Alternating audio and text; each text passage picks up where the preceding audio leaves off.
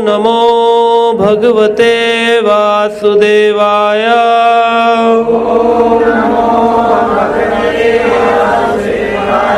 ओम नमो भगवते वासुदेवाय।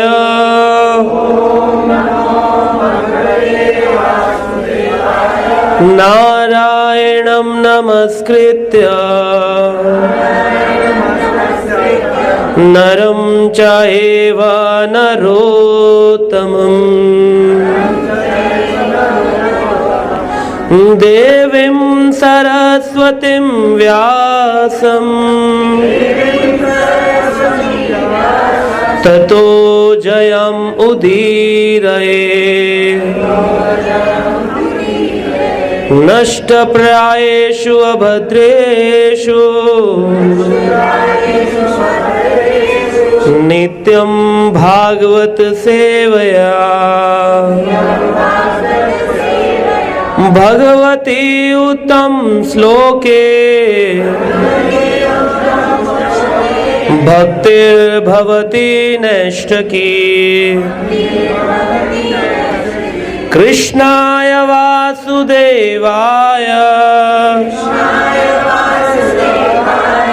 देवकी नंदनाय च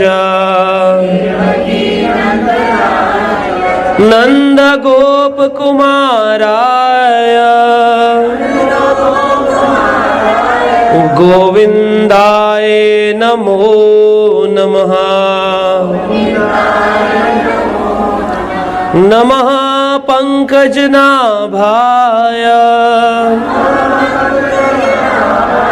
नमः पंकजमालिने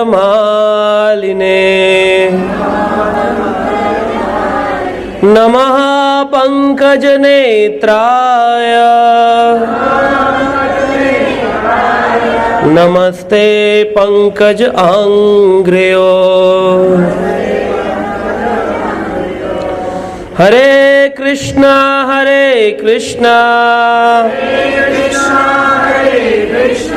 कृष्णा कृष्णा हरे हरे हरे राम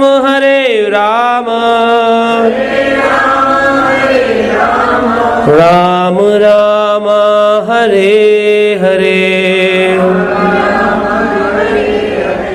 हरे कृष्णा। तो आप सबका अधिक धन्यवाद कि आप सबने बड़ी मेहनत से इसका आयोजन किया। सब लोगों ने इसको मिलजुल कर के श्रीमद् भागवत के लिए अपना समय, अपना तन, अपना मन, अपना धन भी लगाया है बहुत सारे भक्तों ने। तो हम उन सभी भक्तों का जिन्होंने धन दिया है उन सबका धन्यवाद देते हैं, जिसके कारण से भागवत का कथा यहाँ पर हो रही है। श्रीमद् भागवत के बारे में वर्णन किया गया है। श्रीमद् भागवत की महिमा को अनेकों पुराणों ने गाया है, पद्म पुराण, स्कंद पुराण, और साथ में श्रीमद् भागवत के अंत में इसके अंदर 12 स्कंद हैं। 12वें स्कंद के अंदर श्रीमद् भागवत की महिमा को खुद ही वर्णन किया गया है कि भागवत क्या है। श्रीमद् भागवत के बारे में कहते हैं, पृष्ठपादं पूर्णमासयं हेमसिंहासमान्वितं ददाति यो भागवतं सा याति परमां गतिं। पृष्ठपद्मं पूर्णमास्यं, पूर्णमासी मतलब कि पूर्णमासी के दिन, पूर्णिमा का दिन आता है कौन से महीने में? पृष्ठपद्मा मतलब कि भादों का महीना। अभी ये जो चल रहा है कौन सा महीना चल रहा है? कार्तिक अभी शुरू कहीं हुआ है, अश्विन मास चल रहा है। तो अश्विन मास कौन कौन से महीने होते हैं चतुर्मास में? श्रावण, भादो, अश्विन, कार्तिक। तो जो भादो का महीना है वर्णन करते हैं पृष्ठपादाम, अगर भाद के महीने में पूर्णमास्याम, पूर्णमासी के दिन हेम सिंहा समान्वितम, हेम का मतलब है सोना, सोने के सिंहासन पर अगर आसीन समान्वितम बिठाया जाए किसको?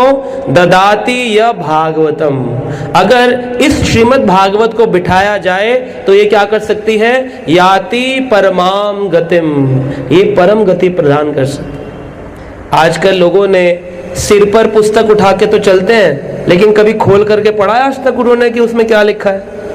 कितनी जगह जगह बड़ी बड़ी भागवत होती हैं, लोग सिर पे लेके चलते हैं, लेकिन कभी बैठ के पढ़ते नहीं, सुनते नहीं हैं। ये जो भागवत आपके सामने हमने यहाँ पर दर्शन के लिए लगाया है, इस्कॉन के फाउंडर आचार्य श्रील प्रभुपाद ने 12 स्कंदों को 18 पुस्तकों के अंदर बांटा।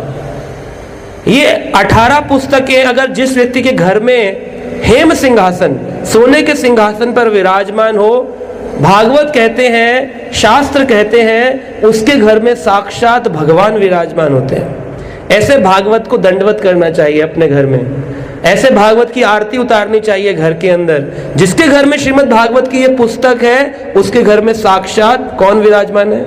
भगवान विराजमान। भक्ति रसामृत सिंधु नामक एक ग्रंथ है जिसमें रूप गोस्वामी कहते हैं जिसके घर में भागवतम है, साक्षात कृष्ण उसके घर में रहते हैं। तो अभी जैसे यहाँ पर लोग आए, समय की कमी के कारण जाना चाहते हैं, रहना चाहते हैं, जैसा भी भावना है, आप देखिए हम भगवान को कहाँ कहाँ ढूंढ रहे हैं। कहाँ? कभी वैष्णो देवी जाते हैं, कभी खाटू श्याम जाते हैं, कभी वृंदावन जाते हैं, कभी गोवर्धन जाते हैं, कभी तीर्थ यात्रा, कभी चार धाम यात्रा, और भगवान मिला क्या आज तक हमको? क्योंकि भगवान कहाँ है? ये भागवत के रूप में। भागवतम शब्द जो आया है श्रीमद् भागवतम, इस भागवतम का अर्थ क्या है? भ से बोलिए भक्ति। क्या है भ से? ग से ज्ञान, व से वैराग्य, है ना। और तम का मतलब है श्रीमती राधा और कृष्ण। तम प्रियतम बोलते हैं ना, प्रिया प्रियतम। तो तम मतलब कि प्रिया प्रियतम से जो मिला सके, भक्ति प्रदान कर सके, जीवन में ज्ञान वर्धन कर सके और वैराग्य की उत्पत्ति कर सके, उसी को भागवतम कहते हैं। तो भागवत कथा में गए, ना भक्ति मिली, ना ज्ञान मिला, ना वैराग्य उत्पन्न हुआ, ना प्रिया प्रियतम मिले, वही बीड़ी पी रहे हैं बीबी, है ना जी। इनकी बीड़ी नहीं छूटती है, माताएं बोलती हैं, इनकी सिगरेट नहीं छूट रही, इनकी मदरा, क्योंकि भागवत तो आज तक कभी करा ही नहीं। बड़ा आयोजन करने से, बड़ा पंडाल बनाने से हृदय में भगवान नहीं आते हैं। भगवान कैसे आते हैं? जब हम ध्यान पूर्वक ये दोनों कान भगवान के भागवतम श्रवण के अंदर लगाते हैं, इसकी उपासना करते हैं। तो कल जल्दी आइए और इसकी उपासना करिए हृदय से, और आकर के आगे का स्थान ग्रहण करिए ताकि ध्यान से सुन सके। भागवतम के बारे में वर्णन है, आदि मध्य अवसानेषु वैराग्य आख्यान संयुतम हरि लीला कथा वार्ता अमृत आनंदित सत्सुराम। आदि मध्य अवसानेषु कहते हैं सृष्टि के आरंभ में भी क्या था? आदि, प्रारंभ, मध्य और अवसानेषु, जब इसका अंत भी होगा सृष्टि का, वैराग्य आख्यान संयुतम। अगर किसी व्यक्ति ने भगवान को नहीं समझा, वैराग्य को नहीं समझा कि जीवन में क्या लेके आए थे, क्या लेके जाएंगे, कुछ लेके गया आज तक कोई? किसी के पास 4 दुकानें हैं तो कभी अपनी अर्थी के साथ कोई दुकान लेके गया? एक दुकान की चाबी तक नहीं ले जाते, दुकान तो बहुत दूर की बात है कि नहीं? लेकिन फिर भी दुकान छोड़ के कथा के लिए टाइम कहाँ है? सब बोलते बिजी है जी, है कि नहीं? तो जाकर के बोलिएगा जी जाने वाली नहीं है। ऐसे रोज रोज कथा नहीं होती है भागवत की। कीर्तन तो बहुत जगह होता है पंडाल में, डांस भी बहुत जगह होगा, लेकिन कथा नहीं होती है।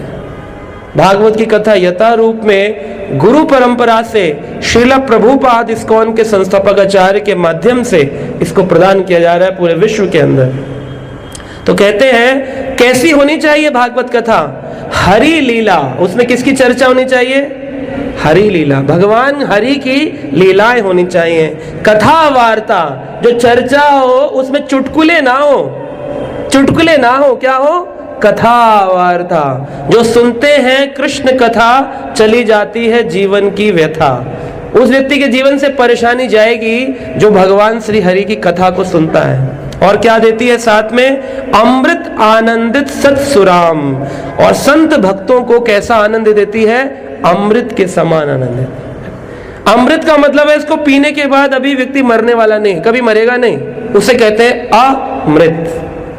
तो ये भागवत कथा अगर अमृत प्रदान ना करे तो कोई फल नहीं है। पर किसको देगी? सत्सुराम, जो भक्त होंगे। जो भक्त नहीं है ना, वो आएंगे प्रसाद के टाइम पे, एंड में आएंगे, हमने सुना कथा चल रही थी, तो सत्सुराम। और क्या कहते हैं? सर्व वेदांत सारम, सभी वेदांतों का सार है। लोग बोलते हैं हम वेद पढ़ते हैं, हमने ये ग्रंथ पढ़ा, हमने शिव पुराण पढ़ा, हमने देवी पुराण पढ़ा, हमने कुर्मा पुराण, विष्णु पुराण, ये सब पढ़ा, लेकिन अगर किसी ने भागवत पुराण नहीं पढ़ा, क्योंकि लोग बहस करते हैं, हमने पढ़ा शिव पुराण में शिव जी बड़े, दुर्गा पुराण में दुर्गा जी बड़ी, नवरात्रि ना मनाए, भागवत सुने।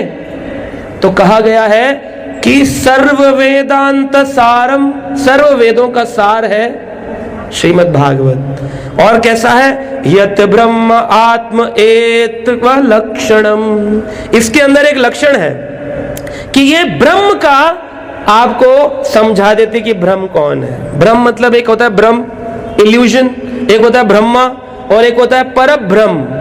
परब्रह्म परमात्मा कौन है? कृष्ण। और हम कौन है? उनके अंश। तो हम कौन है? ब्रह्म। परब्रह्म और ब्रह्म।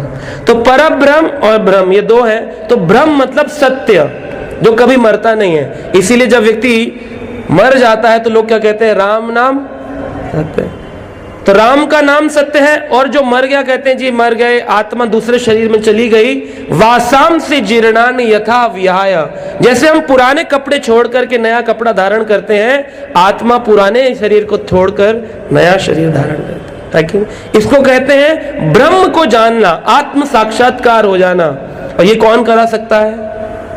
भागवतम परम सत्य ब्रह्म को बताती। इसलिए कहा यत ब्रह्म आत्म एकत्व लक्षणम, एक ही लक्षण है कि ये सत्य की चर्चा करते हैं, इसमें कुछ भी असत्य नहीं है। कोई इस पर डाउट नहीं कर सकता कि ऐसा क्यों कहा गया है। यहाँ पर समझना है वो बात अलग है, परंतु जो कहा जाएगा वो पूर्ण रूपेण 100% सत्य है।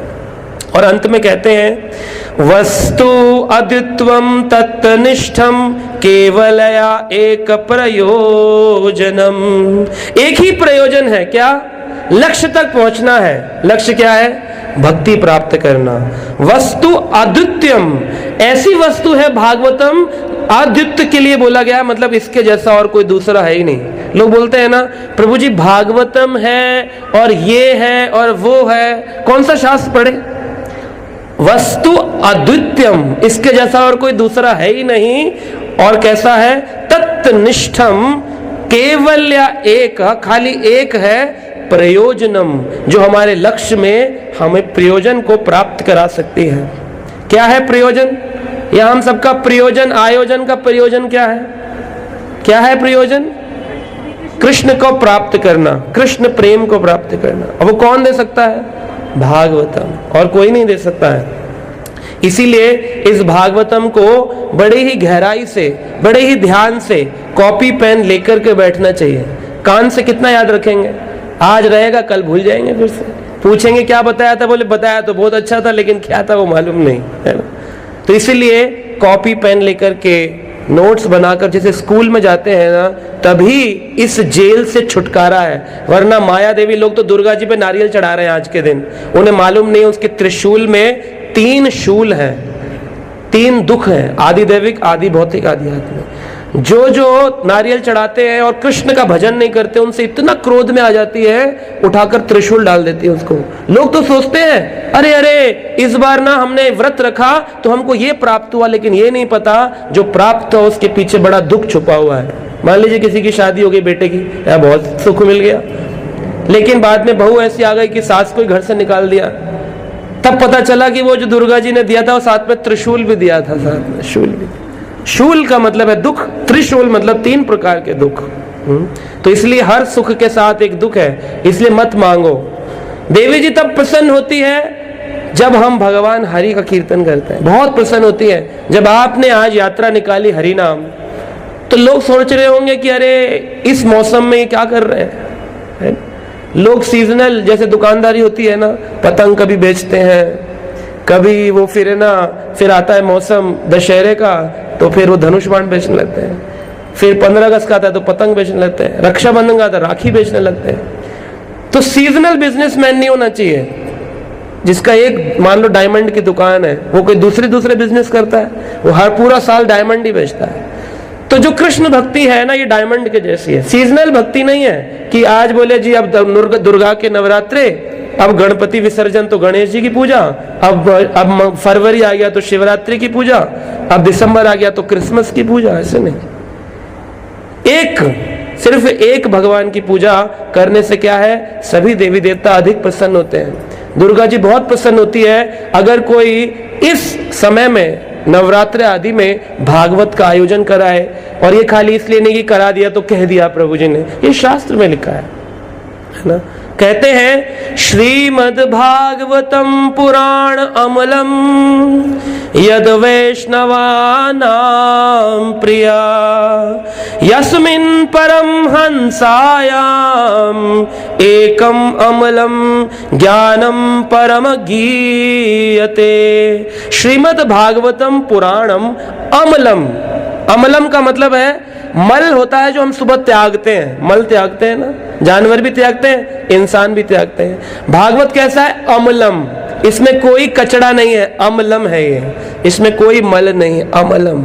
और सुनने वाले का भी हृदय के मल को, मलिनता को दूर करता है, इसलिए श्रीमद् भागवतम पुराणम अमलम यद वैष्णवानां प्रियम। किसको प्रिय है, सिर्फ वैष्णवों को, जो भक्ति करते हैं उनको बहुत प्रिय है। यस्मिन् परम हंसायाम एकम अमलम ज्ञानम परम गीयते, इसके अंदर ज्ञान वर्धन होता है और इसीलिए इसको वैष्णव जन अनेकों अनेकों युगों से गा रहे हैं, गीयते गाते आ रहे हैं।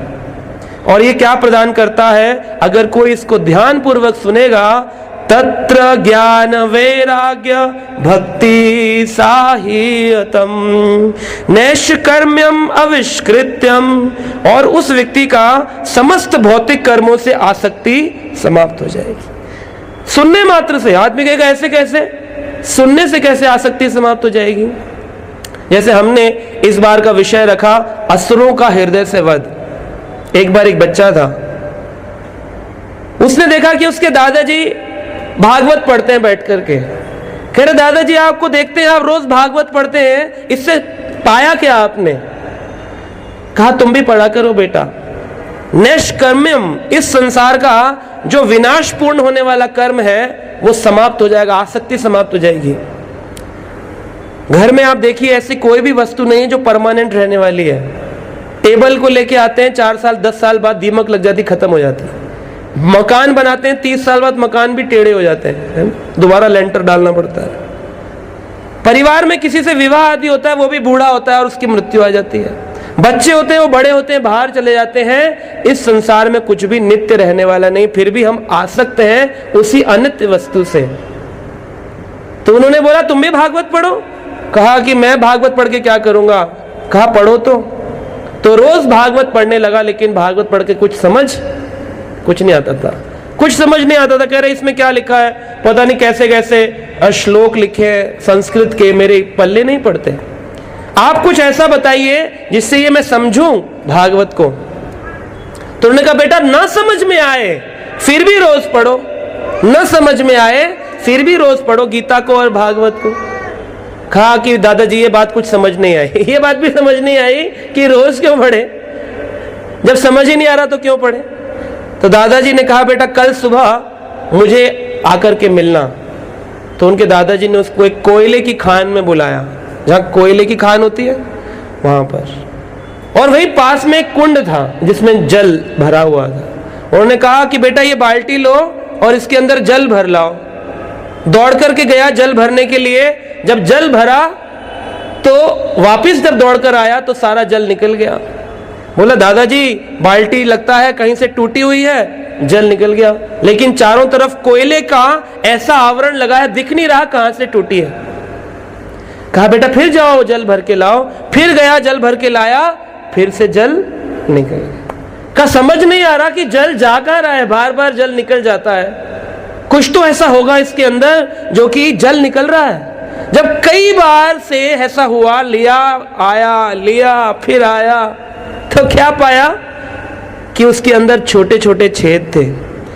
वो कोयले से मलिन जो बाल्टी थी उसके बार बार जल में आने जाने से क्या हुआ, कालिक हट गई, अंदर के छिद्र नजर आने लगे, तब पता चला ओहो कमी तो बाल्टी के यहां पर है। अभी तो संसार के लोगों को यही नहीं पता कि उनमें कमी कहाँ है। किसी से पूछकर देखा कभी आप में कोई कमी है? बोले कमी कहाँ है? बोले उसमें है। ये भूल जाता है जब एक उंगली उसकी तरफ करता है तो 3 अपनी तरफ होती है, 3 अपनी तरफ होती हैं उंगलियां, लेकिन क्या बोलता है कमी किसमें है? तो इसी तरह से श्रीमद् भागवत को बार बार पढ़ेंगे, बार बार सुनेंगे तो क्या होगा?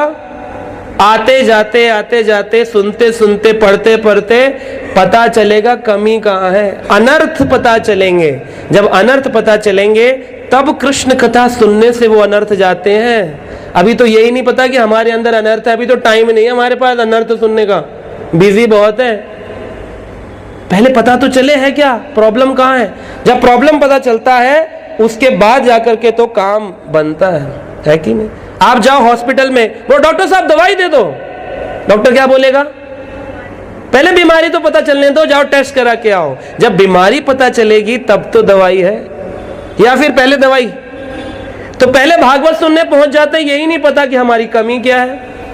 तो इसीलिए उस कमी को जागरूक कराती है कौन? भागवतम। इसलिए कहते हैं तत् श्रृणवान सुपठन विचारण परो भक्तया विमुच्यते नरः। वो नर विमुच्यते छूट जाता है किन किन चीजों से? सारे प्रकार की आसक्तियों से, अनर्थों से। अगर वो क्या करता है? 3 काम करता है। श्रवणम, क्या करता है? श्रवणम। आप लोग क्या कर रहे हैं? श्रवणम। सुपठन, क्या करता है? पढ़ता है। और विचाराण परो, क्या करता है? विचार करता है, समझने का इच्छुक भी बन जाता है, अनुमोदन करता है कि आज नहीं जा पाया तो कल तो पूरा सुनूंगा जाकर के। ऐसे 3 लोगों को क्या होता है? विमुच्यते नरः। वो व्यक्ति पूरा का पूरा अपने कल्मशों से, अनर्थों से छूट जाता है। तो छूटना चाहते हैं कि नहीं चाहते हैं? तो ऐसे कई प्रकार के अनर्थों की चर्चा भागवतम में करी गई है।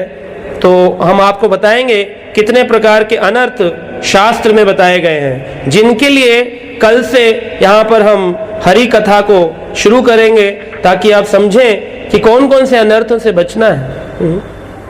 जीवन में कहा गया है कि भगवान तक पहुंचने की कई सीढ़ियां हैं। जानते हैं आप लोग कितनी सीढ़ियां भगवान तक जाने के लिए? जैसे एक रावण ने सीढ़ी बनाई थी स्वर्ग जाने के लिए, तब भी गया नहीं बेचारा, लिफ्ट खराब हो गई होगी जो भी था। तो बताइए कि भगवान तक जाने की कितनी सीढ़ियां हैं? कितनी सीढ़ियां? 8। हाँ, कितनी सीढ़ियां हैं? प्रभु जी कह रहे हैं 8। और कोई है बताना चाहता है?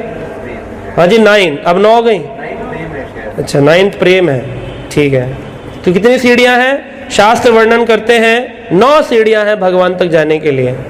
पहली क्या है? कहते हैं रूप गोस्वामी ने भक्ति रसामृत सिंधु नामक ग्रंथ में वृंदावन में बैठकर के इस ग्रंथ को लिखा कि भगवान कृष्ण का प्रेम प्राप्त करना चाहते हो तो उसकी 9 सीढ़ियां हैं। पहली सीढ़ी क्या है? आदो श्रद्धा, ततः साधु संगो, अतः भजन क्रिया, तथो अनर्थ निवृत्तः स्यात् ततो निष्ठः रुचिस्तमः, अतः आसक्ति तथो भावस्ततः प्रेमा अभ्युदच्यते, साधकानाम् अयं प्रेमणं प्रादुर्भावे भवेत् क्रमः। रूप गोस्वामी कहते हैं क्रम से प्राप्त होगा। पहले दिन से लोग बोलते हैं ना हमारा तो ठाकुर जी से बड़ा प्रेम है, झूठे। 1 नंबर वाले, 2 नंबर वाले भी नहीं। 9 सीढ़ियां हैं, 9वें माले पर जाना है तो पहली सीढ़ी से जाना पड़ेगा। डायरेक्ट प्रेम आज तक किसी का नहीं हुआ। उसकी पहली सीढ़ी क्या है? आदो श्रद्धा। पहली सीढ़ी क्या है? तो आप में से जिनमें श्रद्धा है वो रुके रहेंगे, जिनमें नहीं है वो उड़ जाएंगे, कहेंगे छोड़ो यार कथा तो होती रहेगी, काम बहुत पड़े हैं। आदो श्रद्धा, श्रद्धावान व्यक्ति है वही भगवान तक जा पाएगा। उसका पहली सीढ़ी है श्रद्धा, दृढ़ विश्वास हो जाना। भौतिक कार्यों से अरुचि हो जाना, भागवत के प्रति प्रेम हो जाना, श्रवण करना, सुपठन करना, विचारवान हो जाना, ये है श्रद्धा। ये पहली सीढ़ी है। ये कोई वो नहीं है कोई भागवत पढ़ने लगा तो सोचे मुझे तो कृष्ण प्रेम प्राप्त हो गया। ये पहली सीढ़ी है श्रद्धा। दूसरी सीढ़ी क्या है? ततः साधु संग। जब श्रद्धा होती है तो मन करता है चलो थोड़ा साधुओं के साथ बैठें, थोड़ा साधु संग करें, तो यहाँ साधुओं को बुलाते हैं और फिर हम लोग मिलकर चर्चा करते हैं। साधु संग। साधु संग कैसा होता है कि अगर 1 सेकंड भी अगर साधु संग मिल जाए, लव मात्र भी 1 सेकंड का 14वां हिस्सा भी मिल जाए, तो हमारे अंदर रुचि उत्पन्न होती है कि हम और भजन करें, और भजन करें। साधुओं को सुनने से, भक्तों को सुनने से, भागवत सुनने से दुख नहीं जाते हैं, विचार परिवर्तन होता है। भागवत सुनने से आज तक किसी का दुख नहीं गया, लेकिन विचार परिवर्तित हो गया। जैसे एक गांव में एक व्यक्ति रहता था, उसकी हाइट थी 2 फुट। कितनी थी? छोटा नहीं था, उम्र थी 40 साल और 2 फुट का था। कितना सा लगेगा? इतना सा। और पूरे गांव में सब 5.5-6 फीट के थे, तो सब उसको क्या बोलते थे? क्या बोलते थे? बोना बोना बोना बोना बोना बोना बोना। सुनते सुनते फ्रस्ट्रेट हो गया, बोला बहुत हुआ, ये बोना बोना बोना बोना सुनते सुनते सुनते मुझ में कमी है। ठीक है, मैं मानता हूं, सारा गांव मुझे बोना बोलता है, ठीक है, मेरी कद नहीं बढ़ा, मेरी इसमें क्या गलती है? भगवान ने जितना दिया उतना ठीक है। लेकिन नहीं, लोग उसको बोल बोल के दुखी कर दिए। एक दिन उनके यहाँ कथा हो रही थी, भागवत कथा। तो बोना व्यक्ति भी आंसुओं से कथा सुनने पहुंचा। बोला महाराज जी, एक बहुत बड़ी दिक्कत है। कहा क्या? कहा लोग मुझे बोलते हैं बोना बोना बोना बोना, इससे मेरे हृदय में बहुत दुख होता है, आप मेरा दुख दूर करिए। तो कथावाचक ने कहा हम आपका दुख दूर नहीं कर सकते, आपको नया विचार प्रदान कर सकते। नया विचार? कहा क्या? कहा कि आपके गांव में आपसे छोटा कोई है? कहा नहीं।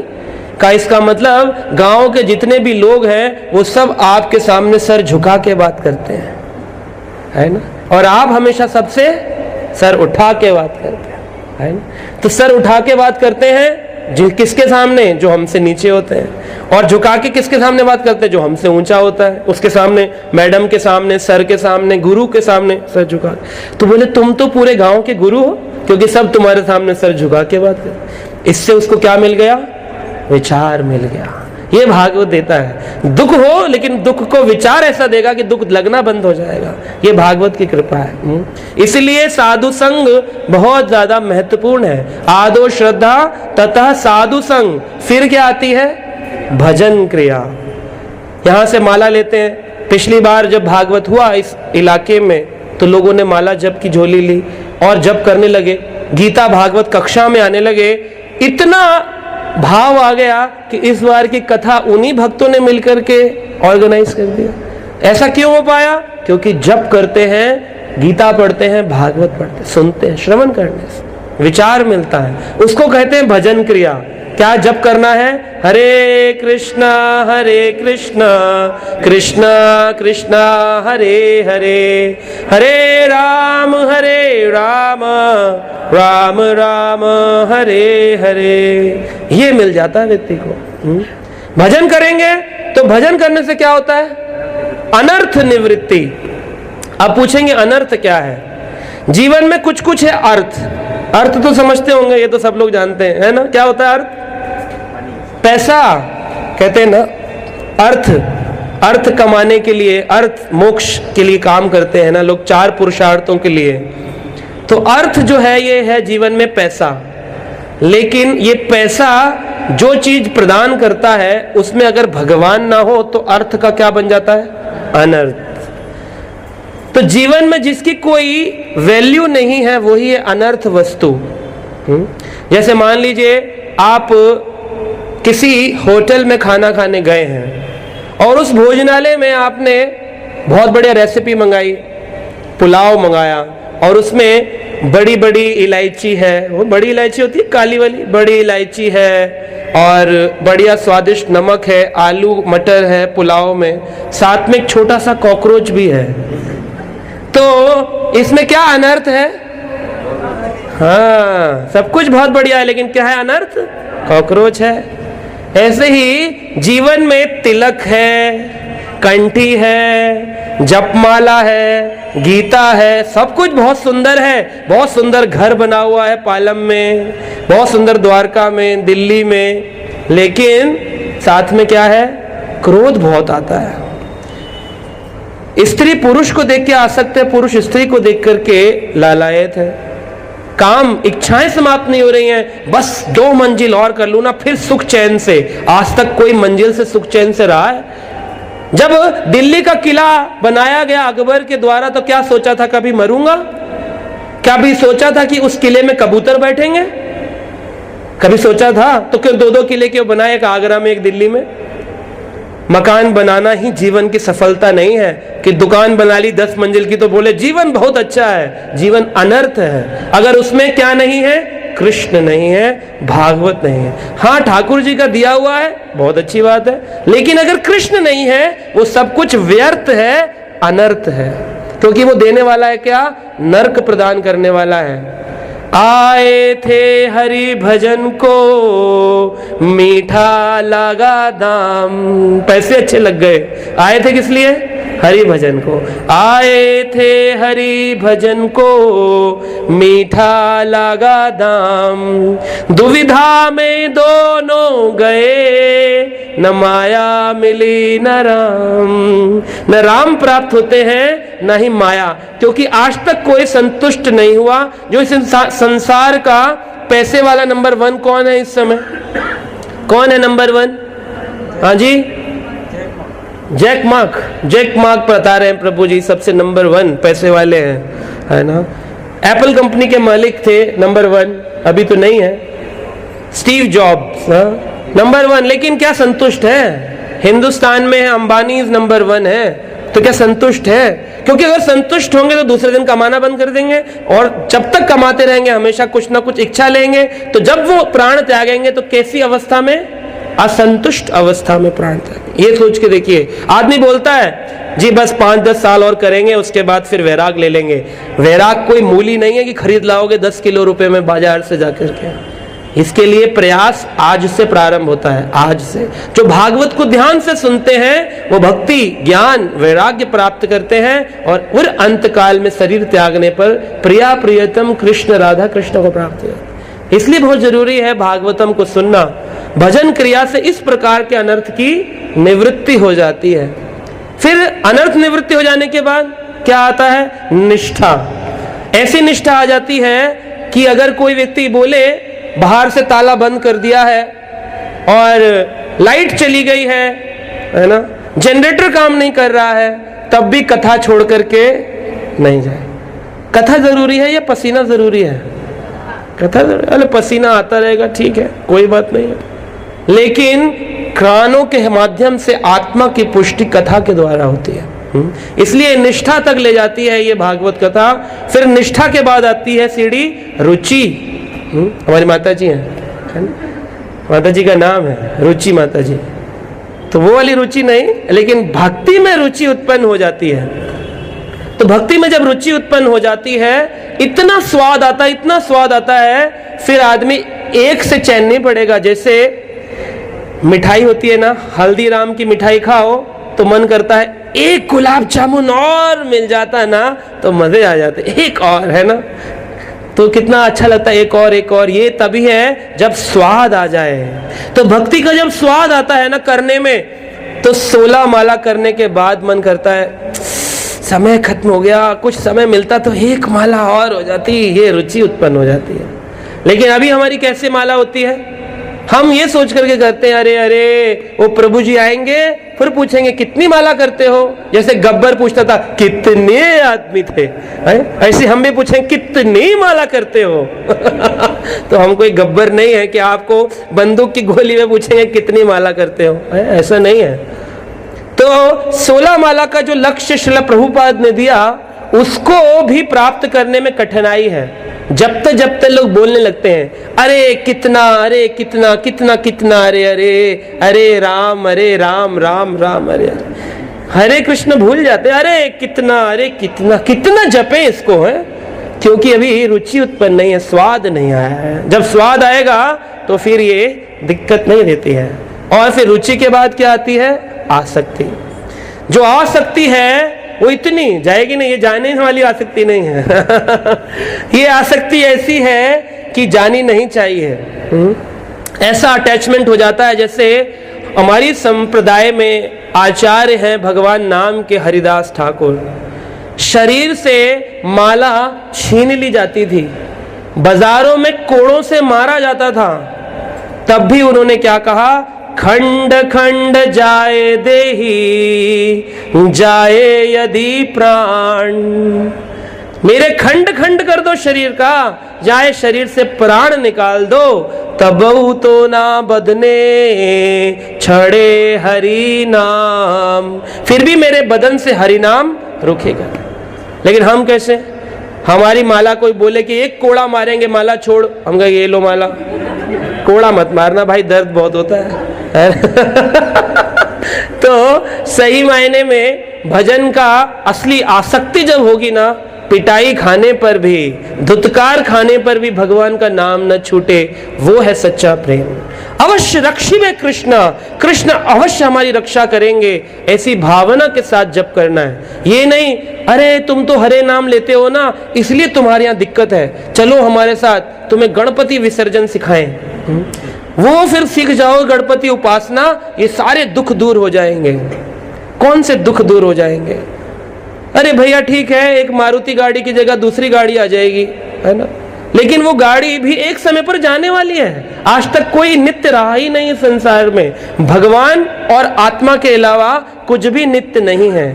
अनित्यम असुखम लोकम, भगवान गीता में कहते हैं 9वें अध्याय के 33वें श्लोक में, अनित्यम असुखम लोकम इमं प्राप्या भजस्व माम। जो ये समझ जाएगा कि अनित्य है, असुखम लोक है, वो मुझे प्राप्त करने के लिए क्या करेगा? भजन करेगा। इमं प्राप्या भजस्व माम, वो मेरा भजन करता। ये आसक्ति है। फिर आसक्ति प्राप्त होने के बाद आता है भाव। क्या आता है? भाव।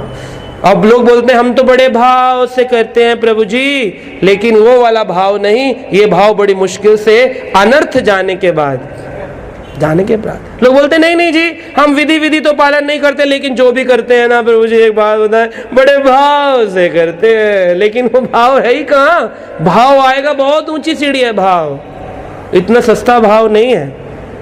ये सोने का भाव नहीं है, चांदी का भाव नहीं है, मूली का भाव नहीं है, ये प्रेम का भाव है, बहुत ऊंचा भाव है। और फिर इस भाव की सीढ़ी प्राप्त हो जाने के बाद अंतिम सीढ़ी क्या है? प्रेम।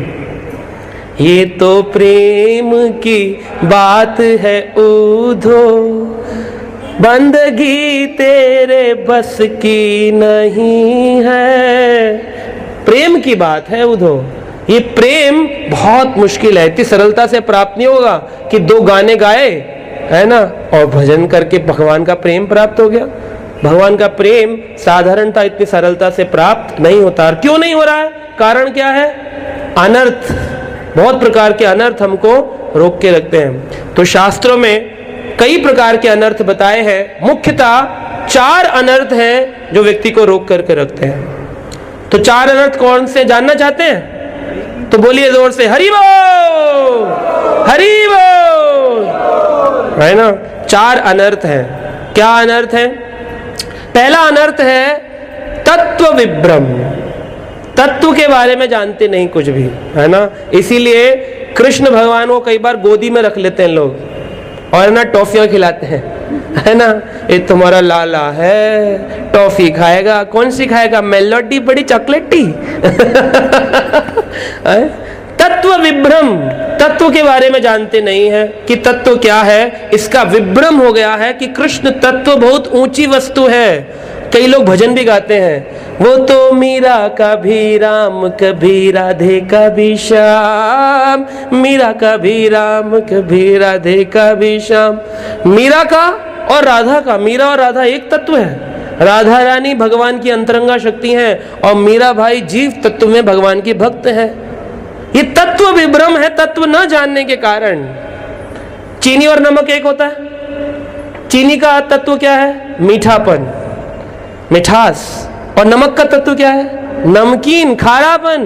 तब चीनी और नमक एक नहीं है तो मीरा और राधा एक कैसे हो गए? उनका भी श्याम, उनका भी श्याम। हाँ ठीक है, इनका भक्त स्वरूप में, इनका प्रेम स्वरूप में, परंतु ऐसे नहीं गाया जाता है भजन। कुछ भी भजन, कुछ भी जोड़ जाड़ करके ना बना लेते हैं।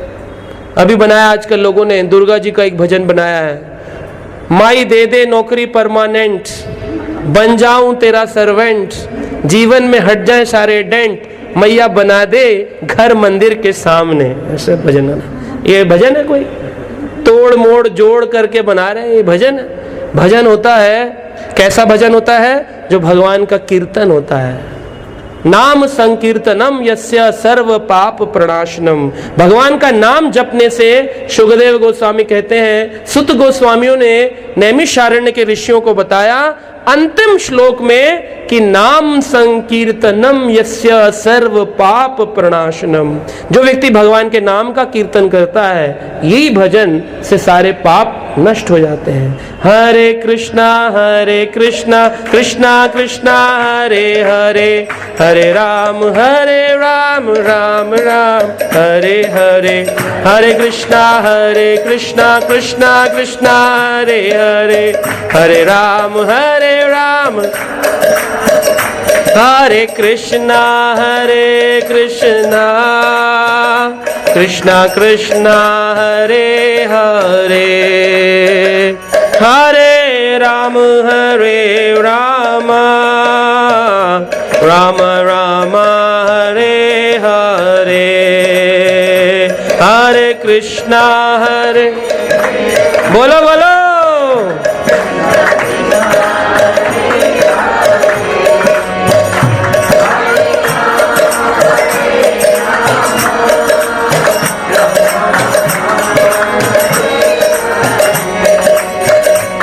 हाँ, हरे कृष्णा कृष्णा कृष्णा हरे हरे, हरे राम राम राम हरे हरे,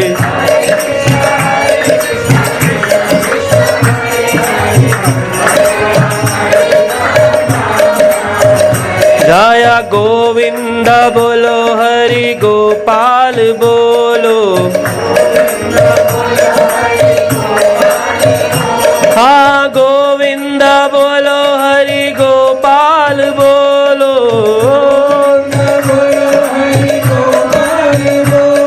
ओ राधा रमन हरि गोविंद बोलो, हाँ राधा रमन हरि गोविंद बोलो, हाँ गोविंद बोलो, हरि गोपाल बोलो, हाँ गोविंद बोलो, हरि गोपाल बोलो, लो राधा रमन हरि गोविंद बोलो, राधा रमन हरि ओ राधा रमन हरि गोविंद बोलो,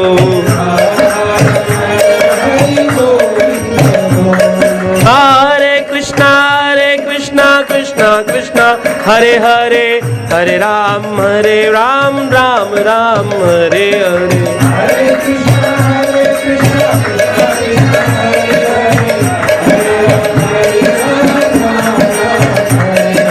हरे कृष्णा कृष्णा कृष्णा हरे हरे, हरे राम राम राम हरे हरे,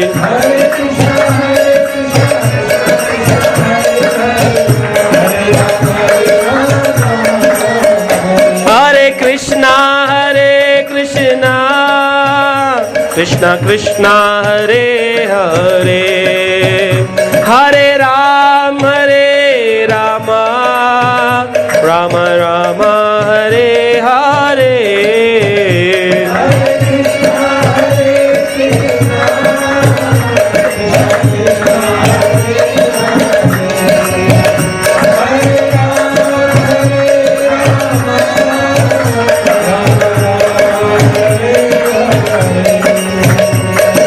निताई गौरांगो निताई गौरांगो निताई गौरांगो गौर हरे।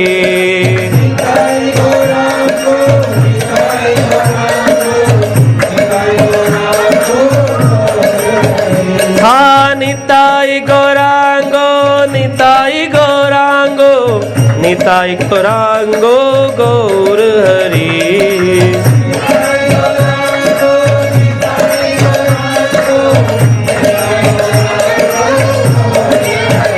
हाँ कृष्णा बलराम कृष्णा बलराम कृष्णा बलराम जयो कृष्णा बलराम।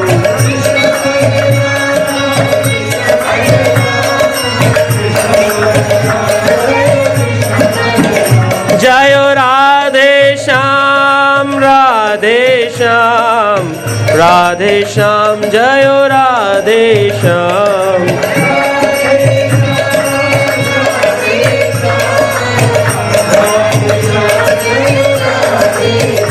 हाँ राधे श्याम जयो राधे श्याम राधे श्याम जयो राधे श्याम।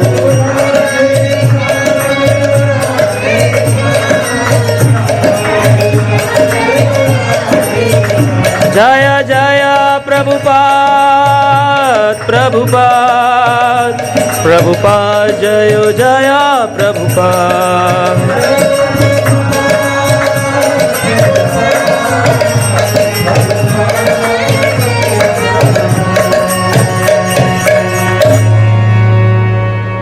श्री राधा श्याम सुंदर भगवान की। तो तत्व का ज्ञान बहुत जरूरी है। हरि नाम संकीर्तन करने से तत्व का ज्ञान, भागवत श्रवण करने से तत्व का ज्ञान, वरना क्या अनर्थ है? तत्व विभ्रम। तत्व विभ्रम को भी शास्त्रों में विश्वनाथ चक्रवर्ती ठाकुर वर्णन करते हैं। इसको भी 4 भागों में बांटा जा सकता है। कौन कौन से विभ्रम होते हैं जहां भ्रमित हो जाता है व्यक्ति? पहला होता है स्वतत्व भ्रम। आदमी अपने को ही नहीं पहचान पाता, हमेशा पूछता रहता है तुम जानते हो मैं कौन हूं? लड़ाई होती है तो ये पूछते हैं कि नहीं, तुम जानते हो मैं कौन हूं? बोले महाराज आप भी नहीं जानते आप कौन है, क्योंकि आप तो अपने को शरीर समझते हैं, पर है कौन आप? सच्चिदानंद आत्मा है। तो इसको अपने को ना जानने को कहते हैं स्वतत्व भ्रम, अपने बारे में ही भ्रम। फिर होता है दूसरा पर तत्व भ्रम, उसको भी नहीं जानते कौन है। और जी हिंदुस्तान में तो इतने भगवान है, किसको पूजे किसको ना पूजे, है ना? पर तत्व भ्रम, इसका भी भ्रम है। इकला प्रभु कृष्ण आर सब भृत्य, तारे इच्छे नाचे ते ताते कर नृत्य।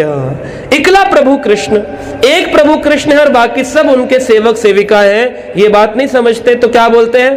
पर तत्व भ्रम, उसका भ्रम रहता है।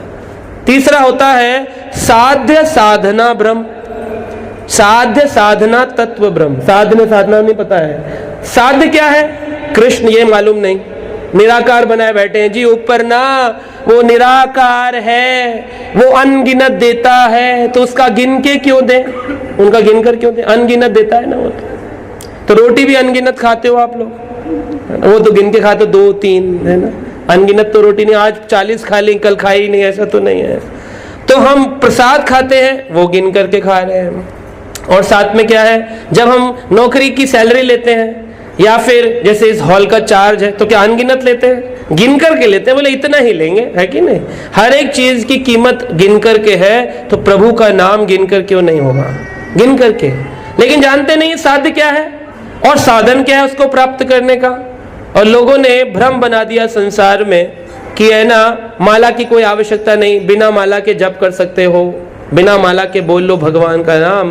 परंतु सच्चाई ये है कि भगवान का नाम माला पर ही जपना बताया गया, और ऐसी कोई संप्रदाय नहीं जो माला पे जप ना करते हो। चाहे हम सिख लोगों को देखें तो वो लोग भी जप करते हैं, सुमरो सरकार सिमरन करते हैं माला पे। अगर हम देखें जाकर इस्लामिक लोगों को तस्वीर करते हैं, माला पे ही जप करते हैं। क्रिश्चियन लोग रोजरी, एक माला रोजरी बोलते हैं, उस पर रोजवुड की होती है, उस पर जप करते हैं। और हिंदू भी जप करते हैं अनेक प्रकार की मालाओं पर, और वैष्णव तुलसी माला पर जप करते हैं। है ना। तो जप करने के लिए सभी संप्रदायों में, सभी धर्मों में, जितने भी प्राचीन हो या फिर वर्तमान धर्म है, सभी भगवान के नाम का जप करते। तो साधन क्या है? भगवान के नाम का जप। और साध्य क्या है? कृष्ण। लेकिन ये जो नहीं जानता, इस अनर्थ को कहते हैं साध्य साधन भ्रम। ये भ्रम रहता है। चौथे प्रकार का भ्रम है विरोधी विषय भ्रम। विरोधी विषय भ्रम मतलब कि व्यक्ति सोचता है, जब वो माला जपता है या फिर भक्ति करता है, कहता है मैं बहुत ज्यादा पॉपुलर नहीं हूं, फेमस नहीं हूं, लोग मुझे जानते नहीं हैं, है ना। उसके मन में भावना आती है, अजी अब मैं माला कर रहा हूं तो पूरे संसार को पता चलना चाहिए कि हम भक्ति कर रहे हैं ना। इसलिए तो लोग जब माला आदि पहनते हैं तो बड़ा प्रसन्न होते हैं। हम तो कई कार्यक्रमों में जाते हैं, वहां पर न कथा है न कीर्तन है, सिर्फ मालाओं के आदान प्रदान हो रहे हैं। ये जी ये है, ये है, ये बहुत दूर से आए हैं, ये है, इनको माला, इनको माला का ही आदान प्रदान है। विरोधी विषय भ्रम। विरोधी विषय भ्रम। विरोधी विषय क्या है? विषय है भगवान को जानना, और हम किसको जान रहे हैं? खुद को जान रहे हैं, खुद का प्रचार कर रहे हैं, मेरा नाम होना चाहिए। ये विरोधी विषय भ्रम। भगवान की फोटो हटा देंगे भागवत कथा के पोस्टर से, किसकी रहती है? खुद की। महाराज जी की बड़ी फोटो, लेकिन भगवान कहाँ है? जिसने आपको बनाया वो गायब है, वो निराकार है, मेरा आकार है। मतलब मेरा आकार है, मेरे पिताजी निराकार है, वही तो परम पिता है। कभी सुना है पिताजी निराकार है? बोले आज मेरे पिताजी का बर्थडे है, बोले अंकल कहाँ मिलेंगे? बोले वो तो निराकार है। तो भगवान निराकार नहीं है, भगवान साकार है। भगवान ने भगवत गीता के 12वें अध्याय में अर्जुन के प्रश्न का उत्तर दिया। भगवान पूछते हैं अर्जुन कि आप निराकार हैं कि साकार हैं? भगवान ने कहा मैं साकार भी हूं, निराकार भी हूं, पर पहले साकार हूं, और जो लोग मुझे नहीं समझ पाते उनके लिए निराकार हूं। और मेरा सही रास्ता क्या है? मेरी साकार रूप से पूजा करना। वो भी कौन सी? कृष्ण रूप में पूजा करना। अगर मैं कृष्ण रूप में पूजा ना करके अनेक देवी देवताओं के द्वारा पूजा करूं, तो भगवान ने 9वें अध्याय के 23वें श्लोक में कहा अगर वो मुझे पूजा करते हैं किसी और देवी देवता के माध्यम से, तो भी वो मेरी ही पूजा करते हैं, परंतु अविधि पूर्वकम। अविधि, विधि कैसी है? टेढ़ी मेढ़ी, अविधि पूर्वकम। ये गीता का श्लोक है। हम कोई अपने मन से बोल रहे हो तो बताइए आप। शास्त्र में 9वें अध्याय का 23वां श्लोक, गीता सरलता से कहीं भी मिल जाती है, लीजिए पढ़िए उसको। भगवान कह रहे हैं किसी और माध्यम से आओगे तो आओगे तो मुझ तक, पर अविधि पूर्वकम। इसलिए इसको बोला विरोधी विषय भ्रम। जानते ही नहीं है करना क्या है, अपने को जानना है या फिर कृष्ण को जानना है। तो ये कौन सा अनर्थ है? विरोधी विषय। किसके अंतर्गत आता है? हाँ जी, तत्व भ्रम, तत्व विभ्रम। उसमें 4 है, कौन कौन से?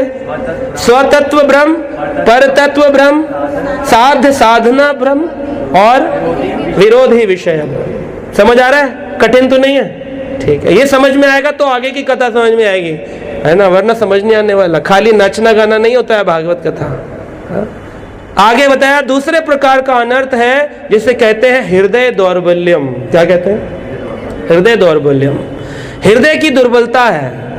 हृदय की दुर्बलता क्या है? उसके 4 विभाग में बांटा गया उसको। पहला विभाग है तुच्छ आसक्ति। क्या है? तुच्छ आसक्ति। किन किन चीजों से आसक्ति है? तुच्छ, जो नहीं है जीवन में कुछ, वो है बड़ा तुच्छ और उससे मुझे बड़ी आसक्ति है, वो है तुच्छ आसक्ति। जैसे अच्छा भागवत कथा में जा रहे हो, अरे लिपस्टिक तो लगा लो, ये क्या है? तुच्छ आसक्ति। आसक्ति तो है लेकिन बड़ी तुच्छ है, इसकी आवश्यकता नहीं है कोई। भागवत कथा में कानों की जरूरत है, इसका मैल साफ करके आओ बस, वो ठीक है, बाकी डेकोरेशन की आवश्यकता नहीं। अरे प्रभु जी आप भागवत कथा करेंगे तो किस कलर का कपड़ा पहनेंगे? अरे भैया मैं वही कपड़ा पहनता हूँ रोज, सुबह भी वही पहनता हूँ, शाम भी, भागवत में भी, बिना भागवत के भी वही है सही। ये नहीं अरे इस बार तो नीले रंग का वस्त्र होना चाहिए, डेकोरेशन पीला, ये डेकोरेशन पे तुच्छ आसक्ति, ये अनर्थ है। लोग सोचते हैं हम बड़े भगवत कथा वाचक हैं, लेकिन वो तुच्छ है, तुच्छ आसक्ति है वो। दूसरा प्रकार का हृदय दौर्बल्यम क्या है? कपट, छल, कूटी नाटी। कपट है लोगों के जीवन में, वो कभी भी भगवान की चर्चा से अधिक अपनी चर्चा करेंगे। आप उनकी कथा सुनेंगे ना, अपने जीवन की कथाएं सुनाएंगे। मैं ना यहाँ गया था, मैं अभी विदेश से आया हूँ, मैं अभी एयरपोर्ट पे था, मैं यहाँ। कथा भगवान कहाँ है? छल, कपट और कूटी नाटी विचारधारा। इसीलिए जो ये कपटी लोग हैं, इन पर भगवान कृपा नहीं करते। भगवान का नाम है पतित पावन। भगवान का नाम कभी सुना? हे कपट पावन दीन दयाला, सुना? कैसे है भगवान? पतित पावन दीन दयाला। कपट पावन नहीं है। कपटी व्यक्ति का कभी भगवान नहीं होने वाला। चाहे कितना भी कपट करके मैं ढोंग दिखा करके सुंदर वस्त्र आभूषण अलंकार लाइट डेकोरेशन जिंग जैंग, पर 0/0, क्योंकि कपट है हृदय में। तो कई भक्त बोलते हैं, प्रभु आपका एक नाम है ना पतित पावन, वो बड़ा अच्छा लगता है सुनने में, लेकिन आपका एक नाम है वो सुनने में अच्छा नहीं लगता। उस नाम क्या है आपका? भक्त वत्सल्य। और सुन के लगता है घबराहट होती है, क्योंकि हम भक्त तो है नहीं, और आप तो उन्हीं के प्रिय हैं जो आपके भक्त हैं, भक्त वत्सल्य। लेकिन पतित पावन जब सुनते हैं तो बड़ा अच्छा लगता है कि पतित को भी आप पावन करते। मैं बड़ा पतित हूं, अधम हूं, जीव हूं, तो बड़ा अच्छा लगता है। तो एक भक्त तो बताते हैं अपने वाक्य में, कवि ने लिखा है कि वो बोलते हैं, दीन दयाल सुनी जब ते तब ते मन में कछु ऐसी बसी है। कैसी बसी है? दीन दयाल, जो दीनों के ऊपर दयालु भगवान है। जब से हमने आपके बारे में सुना कि आप दीनों पर दयालता करते हैं, कृपा करते हैं, दीन दयाल सुनी जब ते तब ते मन में कछु ऐसी बसी है, तेरो कहाँ के जाऊं कहाँ, अब तेरे ही नाम की फेंट कसी है। हमने किसकी फेंट कसी है? फेंट मतलब होता है कमर पे बेल्ट बांधते हैं ना, फेंटा गांव में लोग बांधते थे। वो फेंट किसके नाम की? तेरे नाम की, तेरे ही नाम की फेंट कसी है। तेरा ही आसरा एक भक्त को, नहीं कोई मन में दूज बसी है। अब कोई और दूसरा नहीं है, बस एक आसरा किसका है? आपका है। इसलिए मैं कहता हूं, जब कोई मेरा मजाक उड़ाता है कि देखो देखो अच्छे खासे जवानी में बाल उड़ा डाले, गंजे हो गए, देखो देखो चोटी वाले पंडित जी, देखो देखो पागल आदमी, ना पैसे कमाता है ना कुछ घूम रहा है, ऐसे कोई कुछ बोले, हाथ में जप ले लिया, आपके हाथ में क्या फ्रैक्चर हो गया जो ये लेके घूम रहे हो, ऐसे कुछ भी बोले तो बोलना चाहिए, हे हो मुरारी पुकारी कहूं अब, मेरी हंसी नहीं तेरी हंसी है। मेरी हंसी नहीं है, किसकी हंसी है? तेरी हंसी है। कृष्ण के ऊपर हंसेंगे आप पर तो कृष्ण उसका देख लेंगे। ऐसा हुआ एक बार, एक भक्त थे, वो बैठ करके जप कर रहे थे बड़े ध्यान से, हरे कृष्ण कृष्ण कृष्ण हरे हरे, हरे राम राम राम हरे हरे। उनके घर के सामने एक वेश्या की कुटिया थी और महल बना रखा था उसने, और इनकी कुटिया थी। अब जितने भी लोग उस वेश्या स्त्री से मिलने आते थे वो कहते थे, तुम्हारे घर इतना सुंदर है, तुम इतनी रूपवान हो, तुम्हारे घर के सामने ये बाबा जी का डेरा क्यों, इसको भगाओ यहाँ से। तो बोलती थी, अरे बाबा जी मानता नहीं। कई बार बोल दिया, जाओ यहाँ से। अपना टीम टामड़ा लेकर बैठा रहता है, जप माला लेके बोलता रहता है, हरे कृष्ण कृष्ण कृष्ण हरे हरे, हरे राम राम राम। ये जाता नहीं है बाबा यहाँ से। कहा अच्छा, तो फिर एक काम करते हैं, हम तो तुम्हारे मित्र हैं, वैश्य को पुरुष कहते हैं, और एक शब्द इस्तेमाल करते हैं, यार। बोले हम तो आपके मित्र हैं, आपके यार हैं, हम अभी इसकी आग लगा देते हैं कुटिया में, पता भी नहीं चलेगा, रातों रात जल जाएगा। उठा करके आग लगा दी। अब ये जो भक्त थे ध्यान से जप कर रहे थे हरि नाम का, इन्होंने ऊपर देखा कुटिया में आग लग रही है, तो क्या भागे? बोले अभी संख्या पूरी नहीं हुई है, पहले जप पूरा कर ले, तब बात की बात देखी जाएगी। मर जाएंगे तो हरिनाम लेके तो मरेंगे। तो जप करते रहे ध्यान पूर्वक। इतने में क्या हुआ, आग वहां से हटी और कहाँ लगी? वेश्या के घर पे लग, महल में पर्दे जलने लगे, और जितने वहां पुरुष थे वो सब भागे वहां से। ये क्या हो गया, ये क्या हो गया? वो वेश्या चिल्लाती हुई आई, कहती है, ओ बाबा तूने ये क्या कर दिया मेरी कुटिया में, मेरे महल में? तो वेश्या को बाबा कहते हैं, देख ये तेरा और मेरा झगड़ा नहीं है, ये तेरा मेरा झगड़ा नहीं है, ये तो तेरे मित्र का और मेरे मित्र का झगड़ा है। तेरे मित्र ने मेरे आग लगाई, मेरे मित्र ने तेरे लगा दी। तो इस प्रकार से ये समझने की बात है कि जब हम ठाकुर जी के लिए करते हैं, ठाकुर जी आपके लिए करते हैं, है ना। लेकिन ये जो नहीं समझेंगे, कपटी, कूटीनाटी, छलवान, वो नहीं समझते हैं। उनको लगता है दिखावे का जीवन ही बढ़िया जीवन है, ऊपर से दिखाओ, मजे में रहो, है ना, धन कमाओ, पोटली बांध के घर ले जाओ, बस यही है जीवन। नहीं।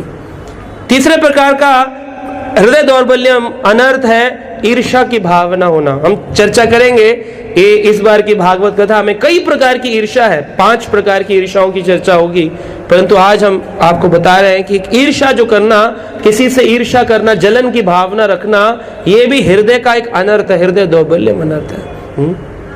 कोई व्यक्ति अगर ज्यादा आगे प्रगति कर रहा हो तो मन में आता है, ओहो कल आए थे हमारे सामने, आज ऐसी बड़ी बड़ी कथा कर रहे हैं, इनकी उम्र क्या है, हमसे पूछो, हमें इतने साल हो गए रगड़ते रगड़ते।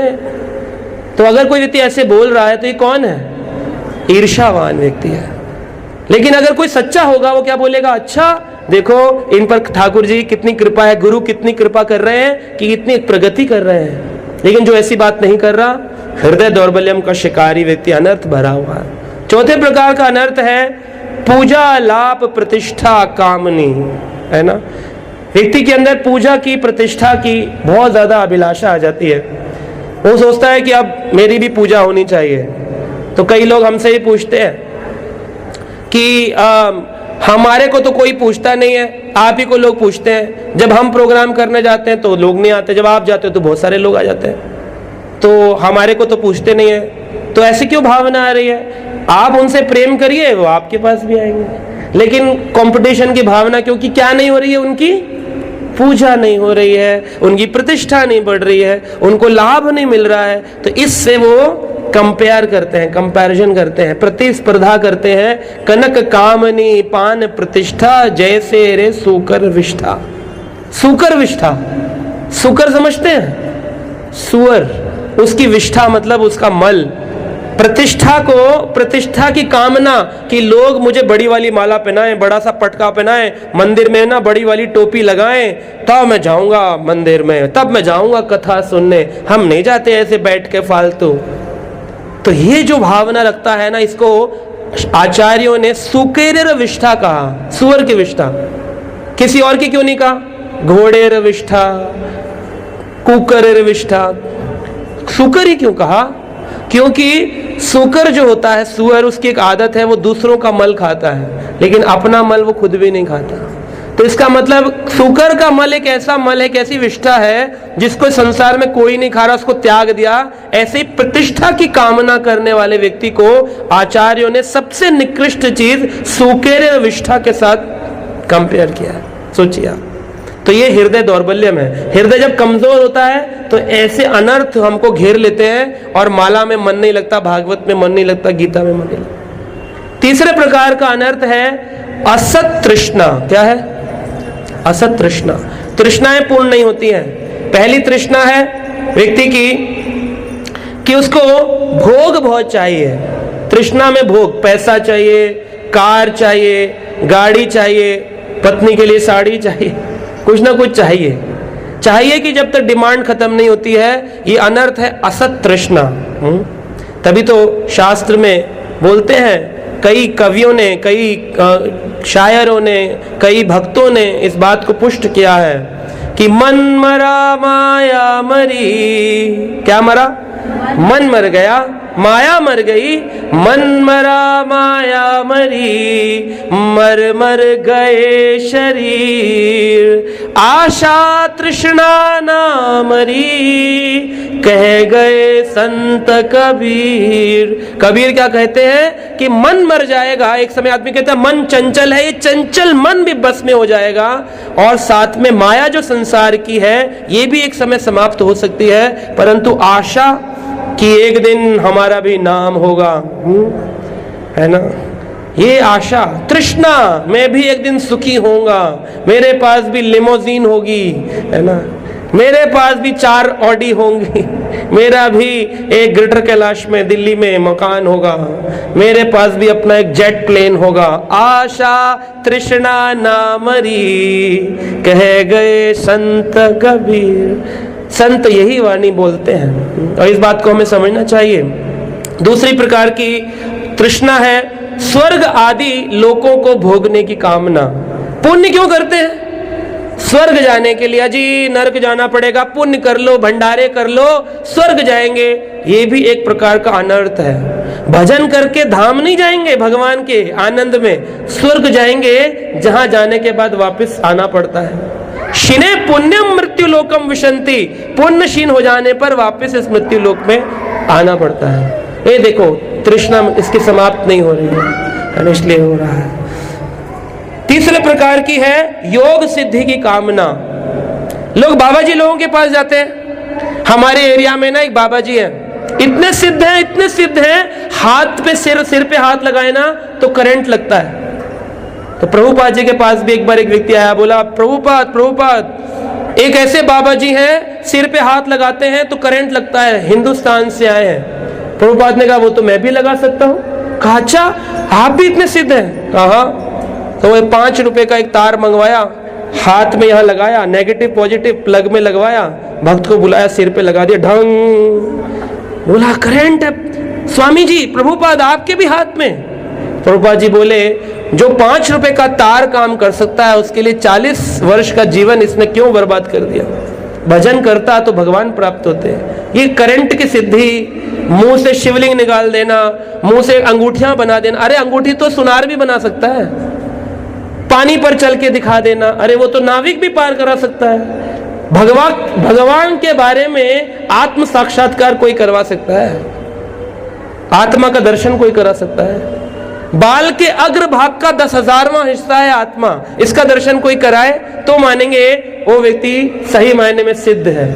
लेकिन ऐसी यौगिक सिद्धि की कामना करना जिसमें चमत्कार को नमस्कार आजकल बोलते हैं, वो सारा अनर्थ भरा हुआ है जीवन में। और चौथे प्रकार का अनर्थ है, लोग बोलते हैं हम ना बस एक ही कामना है, धर्म अर्थ काम, अब क्या मोक्ष, भगवान में ना विलीन हो जाए। ये जो भगवान में विलीन होने वाला शब्द है, ये तो मतलब बहुत ही नीचे वाला, निकृष्ट है। भगवान में आज तक कोई विलीन नहीं हुआ। तो आप सुनेंगे कई असुर भगवान में विलीन हो गए, कथा में आप सुनेंगे हमारे। फिर हम आपको बताएंगे कि वो कैसे विलीन हुए और क्यों विलीन हुए और उसकी क्या अहमियत है ना? ये समझना पड़ेगा। इसीलिए ज्ञानवर्धक है भागवत कथा। खाली ये नहीं कि रुक्मणी जी का विवाह कराया, नाटक दिखाया, कीर्तन किया, खत्म, ये भागवत नहीं है। अनर्थ भरे पड़े, निकालो इनको, तब हम भक्ति में आगे बढ़ेंगे। तो ये सायुज्य मुक्ति कहते हैं, भगवान में विलीन हो जाना। परंतु आत्मा का एक लक्षण है, गीता के दूसरे अध्याय में बताया गया, क्या भगवान कहते हैं आत्मा अघुलनशील है ना? हमारे गीता क्लास के भक्त बता सकते हैं क्या है? आत्मा अघुलनशील है, घुलती नहीं है। तो कैसे विलीन हो जाएंगे? विलीन नहीं होते, अघुलनशील है, घुलती नहीं है। तो ये है कौन सी तृष्णा? असत तृष्णा, ये अनर्थ है। और चौथे प्रकार का अनर्थ है अपराध। अपराध ये भी कई कैटेगरी है, 5 प्रकार की कैटेगरी अपराध की। मुख्य 4 है, वैसे 5 है। उसमें सबसे पहला अपराध है नाम के प्रति अपराध। 10 अपराध बताए हैं। भगवान का नाम जब तो करते हैं, हरे कृष्ण हरे कृष्ण, हम भी करते हैं जी, हरे कृष्ण, उसको करने से क्या होगा? अपराध। 10 प्रकार के अपराध से बच के नाम लोगे तो भगवान मिलेंगे, तब प्रेम मिलेगा, 9 सीढ़ियां पार होंगी। 10 अपराधों से बचना पड़ता है, जिसमें पहला अपराध है उन भक्तों की निंदा करना जिन्होंने भगवान की प्रचार के लिए अपने जीवन को समर्पित किया। गुरु को साधारण मनुष्य मान लेना, यह अपराध है। देवी देवताओं को भगवान कृष्ण के समान समझ लेना, यह अपराध है। और हम थोड़ी कह रहे हैं, शास्त्र में लिखा है, भागवत में लिखा है, अपराध करके कभी भजन नहीं बनता, और बन भी जाएगा तो उससे सिर्फ पुण्य मिलेगा, भक्ति नहीं मिलने वाली है। तो ये अपराध 10 प्रकार के अपराध अनर्थ है। 32 प्रकार के सेवा अपराध होते हैं। जब ठाकुर जी की सेवा करते, सबके घर में लड्डू गोपाल है और बड़े अच्छे सजाए भी हैं, लेकिन कभी कभी जब ड्रेस पोशाक पहनाते हैं तो पोशाक पहनाते पहनाते क्या होता है, पगड़ी आंख पे दबा दी ऐसे करके, अरे गिर गई, तो जोर लगा के हैया लगा, तो भगवान की आंखें ढक गई यहां तक। तो क्या है ये? सेवा अपराध। और पता चला 4 घंटे भगवान को दिख ही नहीं रहा। वैसे तो भगवान देख सकते हैं, परंतु हमारे लिए क्या है, हम सेवा कैसे कर रहे हैं? आंख के ऊपर पगड़ी डाल दी। जब भगवान की पोशाक पहनाई, पिन लगाया तो पिन घुसा दिया, छपाक। भगवान कह रहे बताओ, मेरे पिन घुसा रहे, बताओ मैं इनको शुद्ध करने के लिए विग्रह रूप में आया हूं, ये पिन लगा रहे मेरे। ये 32 प्रकार के अपराध। भगवान की भागवत कथा में सो जाना, भगवान की ओर पैर करके बैठना, जमीन में भागवत को रख देना, इसीलिए सिर पे रख करके आते हैं। सिर पे नहीं रख सकते तो गोदी में तो रखो, जमीन पे मत रखो गीता भागवत को। ये सेवा अपराध है भगवान के प्रति। भगवान के मंदिर के अंदर चप्पल उतार देना, कई बार होता है ना। हमारी सोसाइटी का नाम है कृष्ण भावना भवित, है ना। तो कई बार कुछ भक्त आते हैं, वो अंदर तो खड़े होते मंदिर में, लेकिन चप्पल की ओर देख रहे होते हैं। प्रभु जी हमारी 2 चप्पलें चोरी हो गई मंदिर से। तो मैं कहता हूं आप हो गए चप्पल भावना भवित। कृष्ण भावना भवित से क्या हो गए? चप्पल भावना भवित। तो कृष्णा कॉन्शियस नहीं है, स्लीपर कॉन्शियसनेस। तो स्लीपर कॉन्शियसनेस से कुछ मिलने वाला क्या बनना है? कृष्णा कॉन्शियस बनना है हमको, कृष्ण भावना भवित होना है। तो चप्पल चली भी जाएगी तो क्या हो गया? चप्पल में तो अनर्थ भरे होते हैं, और कोई ले जाए ना तो आपके अनर्थ ले जाता है। अच्छा ले जा भाई, रोज ले जा, बाहर उतार के रख दो, उस पर थोड़ा सा पेंट वेंट लगा के लिख करके, जिसका मन करे ले जाओ, फ्री है। चप्पल चली जाए अच्छा है। बाद में मित्तल जी की तो है ही दुकान सामने, ले आएंगे वहां से, कोई दिक्कत है कि नहीं? है कि नहीं? तो कोई दिक्कत नहीं है, चप्पल चली। लेकिन लोग नहीं नहीं, हमने तो कल ही ली थी 600 रुपए की, तो हमने कहा था 200 वाली ले लेते हैं। तो पहले इन्वेस्ट करेंगे, सुख की कामना, उसके साथ में दुख का जोड़ा फ्री मिलता है, एक के साथ एक फ्री। तो 32 सेवा अपराध है, उसमें है चप्पल उतार देना। भागवत कथा के पंडाल तक यहीं चले आएंगे, प्रसाद खाने आएंगे तो चप्पल पहन के घूम रहे हैं, ये सब अपराध है। अभी बोलेगा कोई व्यक्ति, इसको किसी ने बोला नहीं, समझाया नहीं। अरे समझाना बताने की बात नहीं, कथा सुनेंगे तब समझ आता है। 6 प्रकार के अपराध होते हैं जिन्हें वैष्णव अपराध कहते हैं। 6 प्रकार के वैष्णव अपराध हैं। बता दे सारे के सारे या अगली बार बताएंगे? बताएं कितने लोग बोलते हैं? तो हरि बोल बोलिए। 6 प्रकार के वैष्णव अपराध हैं। पहला है, किसी वैष्णव को इतना बुरा बोलो कि वो मरी जाए, या फिर मारे डालो, उसको चाकू मार दो कि ना तू बहुत आगे बढ़ रहा है। तो हम, ऐसा हुआ था। प्रभुपाद जी के जो गुरु थे भक्ति सिद्धांत महाराज, उनके जमाने में लोग जब वो कथा करते थे तो पत्थर बरसाते थे। हमारे यहाँ तो थोड़े लोग कम आते हैं तो हमें टेंशन हो जाती है प्रभु जी लोगों को, बोले अरे आज लोग कम आए हैं। अरे कथा में पत्थर तो नहीं बरस रहे, एसी लगा हुआ है, बढ़िया है बिट्टू जी का, क्या दिक्कत है? कम से कम एसी तो चल रहा है। वहां पत्थर बरस रहे होते थे, पत्थर बरसते में भी कथा करते थे। तो ये क्यों करते थे? ये वैष्णव बहुत सुंदर कथा करता है, लोगों को आकर्षित करता है, मारो। हरदास ठाकुर जब प्रचार करते थे तो लोग कहते थे इसे मारो। तो ये मार देना किसी भक्त को, ये किलिंग करना, किसी को मार देना, मर्डर कर देना किसी वैष्णव का, इस द्वेष में ये अपराध है। अब इतना बड़ा अपराध तो लोग बहुत कम करते हैं, इसके नीचे वाले हम रोज करते हैं। दूसरा है भक्त की बुराई करना। बुराई करना, अजी उनको आता क्या है, कुछ नहीं आता, अपने आप को ऐसे ही समझते हैं, पता नहीं कहां के किससे कहानियां मार रहे हैं, सुना रहे हैं, समझ नहीं आ रहा। अरे जो सुना रहे हैं आपको भला लगे तो सुन लो, नहीं समझ में आए चुप होके घर चले जाओ। उन पर बुराई कर देना, निंदा करना किसी भक्त की, यह अपराध। तीसरा है भक्त से द्वेष करना, उससे नफरत करना। अच्छा इनकी कथा है, हम नहीं आएंगे।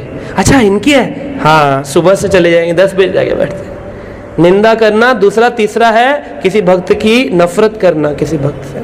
चौथा है भक्त का गुणगान न गाना। अगर किसी भक्त ने कुछ अच्छा किया तो बोले बड़े बनते हैं, लड्डू गोपाल सजा के ले आए प्रभु जी को दिखाने के लिए, कल हम लाएंगे ना फिर बताएंगे हम इनको, हमारे वाले कितने अच्छे हैं ना। ये नहीं कहेंगे अरे आप ले आए हम तो भूल गए, बड़े अच्छे सजाए आपने माता जी, सुंदर दिख रहे हैं। ये नहीं, बुराई। तो अगर किसी का गुणगान नहीं कर सकते ये भी अपराध है, वैष्णव अपराध। पांचवा है किसी भक्त पर क्रोध करना। अरे एसी नहीं चल रहा है, बताओ कथा करने की क्या जरूरत थी, गर्मी में लाके कलश उठा के बुला लिया हमको यहाँ पर। गुस्सा कर देना, ये भी क्या हो गया? अपराध। और पांचवा है, छठा है, किसी भक्त को देख करके प्रसन्न ना होना। देखा और खुश नहीं हुए, अरे हरे कृष्णा प्रभु जी, हरे कृष्णा माता जी आप, हाँ, आ गई बड़ी हरे कृष्णा, भले बोले ना लेकिन मन में वही भावना है, तो ये भी अपराध है। किसी भक्त को देख कर के दर्शन मात्र से प्रसन्न ना होना, तो ये सब पर हमें काम करना है। और चौथे प्रकार का अपराध है जीव अपराध। कीड़े मकोड़े सड़क पर हो, उन पर पांव रख देना, ये जीव अपराध है। किसी को हिट लेकर के कॉकरोच को उड़ा डालना, बोलो बता मेरे बंदूक में कितनी गोलियां हैं? 3, है ना? वो नहीं करना है। आजकल ऐड आता है टीवी में कि अंदर घुस घुस के मारो, तो एक पाइप घुसा देते हिट का, हिट, अंदर घुस घुस के मारे, तो जीव अपराध है ये। किसी भी जीव को नहीं मारना। तो आप कहेंगे कि प्रभु जी इतने हो जाते हैं, कीड़े मकोड़े छिपकली आदि, क्या करें? तो साफ रखो घर को। प्रभुपाद कहते थे घर को साफ रखो। एक भी जीव को मारा तो आपको दोबारा वो जीव बनकर इस संसार में आना पड़ेगा, वो चाहे मच्छर ही क्यों ना हो, एक मच्छर ही क्यों ना हो। तो इसलिए जीव अपराध नहीं करना। किसी व्यक्ति को अपना नौकर समझना, भले ही काम करने वाला क्यों ना हो घर में, लेकिन उससे तमीज के दायरे में बात करना। उसको ये सोचना मैं तो पैसे देता हूं, समय पे नहीं आ सकता, आ सकती, ऐसे बोलना, ये जीव अपराध है। हमेशा आपके जो नीचे भक्त हो, वरिष्ठ भक्त के सामने अगर कोई नया भक्त हो, तो वरिष्ठ भक्त को नए भक्त से या नए व्यक्ति से कभी भी गुस्से में या फिर क्रोध में आके बात नहीं करनी, प्रेम से ही बात करनी चाहिए। चाहे भले सेवा में लगाना हो, आप ये सेवा कर लेंगे, लेकिन ये बोलना अरे इधर आओ, ये चलो ये सेवा करो, चलो उठो, ऐसे नहीं बोलना चाहिए। ये जीव अपराध है, तो बहुत सूक्ष्म है। और पांचवें प्रकार का अपराध होता है जब हम वृंदावन आदि जाते हैं तो धाम के प्रति किए गए अपराध। धाम में जाते हैं वृंदावन, और वहां पे क्यों जाते हैं? लस्सी पीने। कहाँ? बांके बिहारी माता जी को मालूम है, बांके बिहारी लस्सी पीने और कचौड़ी खाने के लिए, है ना? तो अभी हम किसी भक्त को लेके गए थे अपने साथ, तो बोले प्रभु जी आप इतनी बार बांके बिहारी लस्सी बोलते हो, पिला तो दो एक बार हमें, हम सुनते इतना नहीं। तो फिर हमने कहा चलो पिला देते हैं, इस बार आप पी लो, फिर ताकि अगली बार हम जो बोले आपको पता हो कि हम क्या बोल रहे हैं, है ना? तो लस्सी कचौड़ी खा करके जो लस्सी का गिलास है वो कहाँ फेंकेंगे? डस्टबिन में। कहाँ फेंकते हैं? वो डस्टबिन जहाँ रखा होता है वो ऑलरेडी भरा हुआ होता है दुकानदार का, कहाँ फेंकते? सड़क पे। उनको लगता है ये सड़क है, लेकिन ये सड़क नहीं है, ये धाम है। कौन सा धाम है? वृंदावन धाम। वृंदावन रम्य स्थान दिव्य चिंतामणि धाम रत्न मंदिर मनोहर रे। वृंदावन रम्य स्थान दिव्य चिंतामणि धाम रतन मंदिर मनोहर रे। कौन सा स्थान है? वृंदावन दिव्य स्थान, रम्य स्थान, चिंतामणि स्थान। वहां पर उठा के खचा फचा कुत्ता वहां पे खड़ा हो, आप कचौड़ी खा रहे हो, आपको देख रहा है, मुझे भी देगा, एक तो दे देगा। आप खा रहे, बड़ी मिर्ची है, बड़ी मिर्ची है, कचौड़ी खा रहे हैं, वो बेचारा कह रहा है मुझे भी दे दो, भूखा हो मुझे दे दो। आपके पास आया, आपने खींच के मारी लात, वो बेचारा चला गया। जानवर तो मैं हूं, हरकतें ये करते हैं, लाते मार रहे हैं उसको। एक धाम अपराध है। धाम में कुत्ता भी 4 पैर पे चलता है तो वो चतुर्भुज है, 4 भुजाएं उसकी, आपसे ऊपर है, वैकुंठवासी है वो। उसको बुरा बर्ताव कर देना, किसी वृंदावन में जाकर के पेड़े के ऊपर लड़ाई कर देना, कितने रुपए किलो दिया है? बोले जी हमने दिया है 300 रुपए किलो। अच्छा, हमारे वो अग्रवाल बर्फी वाले तो सस्ता देते हैं, वहां तो 200 रुपए किलो मिल जाता है। ऐसे बोल करके उससे लड़ाई कर देना। कम करो, हमारी भी दुकान है दिल्ली में मिठाई की, या फिर हमारी बर्तन की दुकान है, दुकानदार एक आधा किलो थोड़ा कम लगाओ रेट, हमारे 250 रुपये लगाओ। इस तरह से भैंसबाजी करना, वो कहेगा नहीं जी लेना है लो, नहीं लेना एक दाम, अरे देना है दो, नहीं दूसरी दुकान से ले लेंगे। ये सब करना धाम में जाके ना अपराध है। तो ये सब अनर्थ घेरते हैं, इसलिए है वो सीढ़ी है ना 9 अभी तक पहुंची नहीं है। इसलिए पहली सीढ़ी क्या बताइए आपको? हाँ जी, श्रद्धा। दूसरी सीढ़ी क्या है? साधु संग। तीसरी सीढ़ी क्या है? भजन क्रिया। तो शास्त्रों में भजन क्रिया पर होने वाले अनर्थों के बारे में बताया। शास्त्र कहते हैं कि भजन क्रिया जो है इसमें काफी अनर्थ भरे हुए हैं। तो अनर्थ कैसे भरे हैं भजन क्रिया के अंदर? जब हम भजन करते हैं तो विश्वनाथ चक्रवर्ती ठाकुर की एक पुस्तक है माधुर्य कादंबनी, सुना है आपने नाम? माधुर्य कादंबनी नामक एक पुस्तक है, उसमें 6 प्रकार के अनर्थ भजन क्रिया पर ही खड़े हो जाते हैं। ये सारे तो बहुत बड़े हैं, भजन जो करते हैं ना माला, अपराध वपराध छोड़ दो, 6 प्रकार के अनर्थ तो भजन क्रिया ही नहीं करने देते हैं। तो प्रेम कहां से मिलेगा ठाकुर जी का? बहुत मुश्किल है भगवान का प्रेम प्राप्त करना। तो उसके बारे में थोड़ी सी चर्चा करेंगे। कहते हैं कौन से अनर्थ हैं? 6 प्रकार के अनर्थ जो भजन की निष्ठा को तोड़ देते हैं, निष्ठावान नहीं बनने देते हैं। पहला अनर्थ है उत्साहमयी अनर्थ। क्या है? उत्साहमयी। जैसे अभी आज में उत्साह में कमी है ना आप लोगों में, उत्साहवान होना चाहिए। कैसे? हरे कृष्णा हरे कृष्णा कृष्णा कृष्णा हरे हरे हरे राम राम राम हरे हरे। हाँ, उत्साहमयी। उत्साहमयी एक अनर्थ है। तो एक होता है उत्साह, एक होता है उत्साहमयी अनर्थ। हम आपको पहले बता रहे हैं कि अनर्थ पता चले तब तो भगाएंगे उनको, पता ही नहीं है कि कौन से अनर्थ है तो भगाएंगे क्या? तो उत्साहमयी नाम का एक अनर्थ है। जब व्यक्ति गीता क्लास में आता है या भागवत क्लास में आता है या दीक्षा ले लेता है तो उसके मन में आता है क्या? अभी तो मुझे भी बहुत कुछ मालूम पड़ गया है, प्रभु जी आपने ये सब कैसे बता दिया, हमने तो ऐसा पढ़ा है। तो ये उत्साहमयी अनर्थ है। तो एक होता है प्रश्न संशय रूप में पूछना, एक होता है तर्क वितर्क रूप में पूछना कि मैं कौन हूं, पंडित हो गया हूं, बहुत ज्ञानी हूं। तो ऐसा व्यक्ति कभी कभी सबके सामने तो बहुत ऊंचा ऊंचा उत्साह दिखाएगा, परंतु अकेले में सोता रहेगा, उसका कोई उत्साह नहीं रहेगा। उत्साहमयी अनर्थ होता है। उसके मन में बस एक ही कामना होती है, अब तो मैंने भी गीता सीख लिया है, अब तो मैंने भी नोट्स बना लिए हैं, अब मैं जब लेक्चर दूं तो मेरी पूजा हो, लेकिन दूसरा जो है जिससे मैंने लिए उसके बारे में कभी पता न चले कि कहां से ये ज्ञान आ रहा है। तो ज्ञान लो, 3-4 साल रहो, उसके बाद उनको छोड़ दो, फिर आगे बढ़ जाओ। मैं ही बन गया, मुझे सब आता है, इनको क्या पता, मेरे को पता, ये तो कुछ जानते ही नहीं है। और कुछ तो और होते हैं आगे बोलते हैं इनको हमने ही सिखाया था ऐसे भी हमारे कई मिलते हैं महानुभाव। तो उत्साहमयी नाम का जो ये अनर्थ है, इसके कारण ऐसा होता है कि कुछ समय तो शरणागत रहेंगे, जैसे ही गीता क्लास खत्म हुई, 18 अध्याय प्राप्त समाप्त हुए, फिर क्या होता है? तुरंत बोले आपकी शरणागति, आपको मुबारक हो, हरे कृष्णा। ये उत्साहमयी अनर्थ के कारण है। तो भावावेश में व्यक्ति ऐसा करते हैं। दूसरे प्रकार का अनर्थ है घन तरलता। क्या है? घन तरलता। तो वो जब पब्लिक में होगा ना तो जोर जोर से प्रार्थना पड़ेगा। जैसे प्रसाद खाने से पहले प्रार्थना करनी चाहिए, महाप्रसादे गोविंदे नाम ब्राह्मण वैष्णवे स्वल्पुण्यम वतम राजन विश्वसो नव जयते।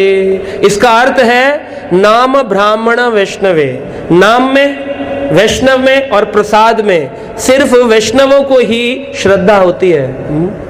लेकिन जो लोग वैष्णव नहीं है, जिनकी श्रद्धा नहीं है, महाप्रसादे गोविंदे नाम ब्राह्मणे वैष्णवे, ये इनमें उन्हीं को श्रद्धा है जो वैष्णव होते हैं। अन्यथा लोगों को भगवान के प्रसाद में कोई श्रद्धा नहीं है। हनुमान जी के मंदिर के आगे क्या बोलते हैं? हम क्या लगाने आए हैं? प्रसाद लगाने आए हैं। लिखा होता है प्रसाद यहाँ इतने बजे मिलता है।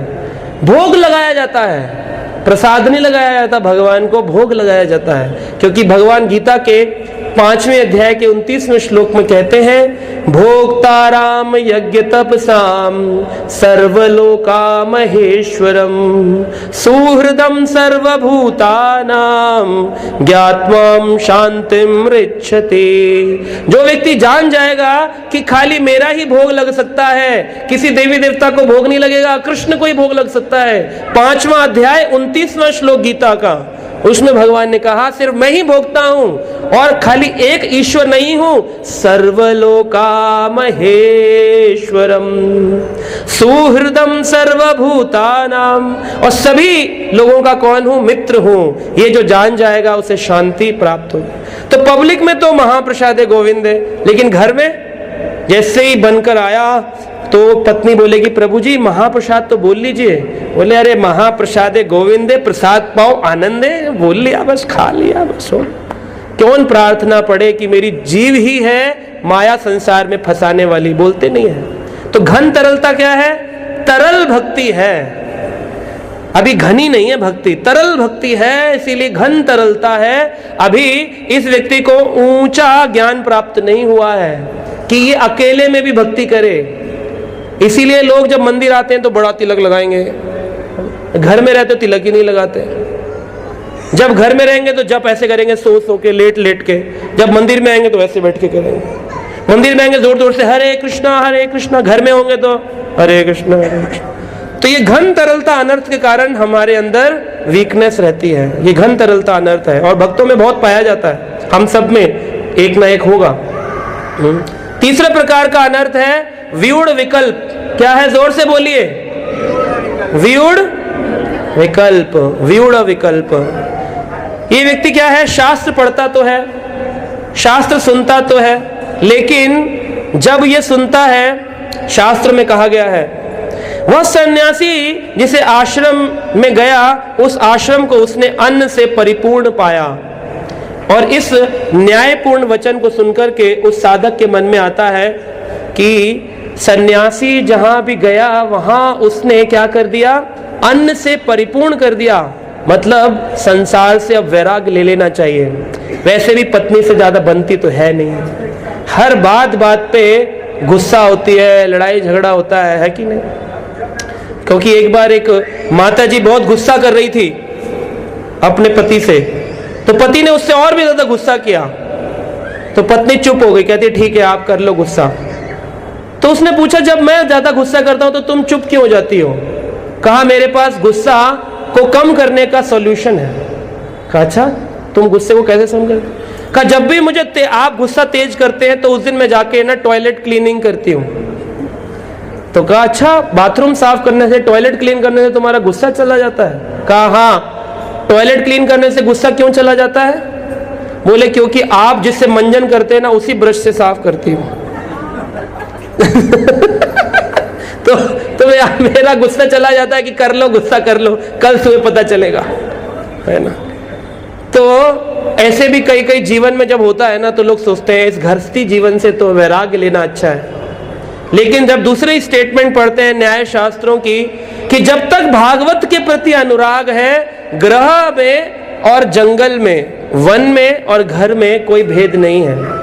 ग्रह था के बने था के सदा हरि बोल डाके। जब ये सुनेगा ना तो कहेगा चलो घर में ही रहता हूं गृहस्थ बन के, क्या जरूरत है वैराग लेके सन्यास लेने की। तो व्यूढ़ विकल्प, संकल्प विकल्प, संकल्प विकल्प, व्यूढ़ विकल्प, ये अनर्थ है। कभी घर में रहने का मन करता, कभी छोड़ने का।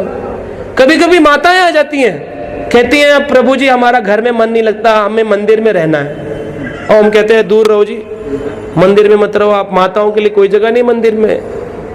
मंदिर में एक ही माता रहती है, श्रीमती राधा रानी, बस, और कोई माता नहीं रह सकती। बाकी सारी माताएं अपने अपने घर में सुव्यवस्थित रहती हैं, वो अच्छा लगता है।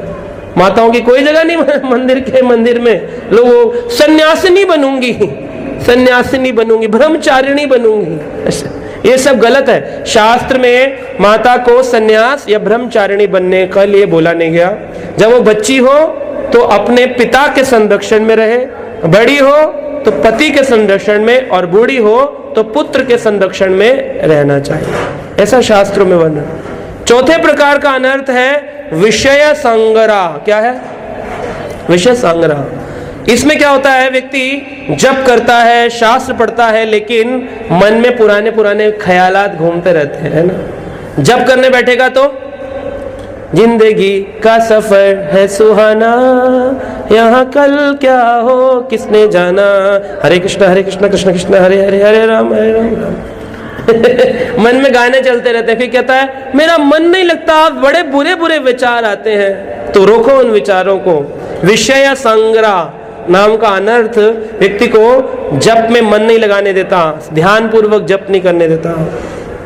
जब किसी की निंदा करता है तो बड़ा मजा आता है, लेकिन जब जप करता है तो मन नहीं लगता, उस चीज में मन लगता है, इसमें नहीं लगता, क्योंकि विषय संग्रह नाम का अनर्थ व्यक्ति को आगे बढ़ने नहीं देता। और पांचवें प्रकार का अनर्थ क्या है, नियम क्षमा। क्या है, नियम क्षमा।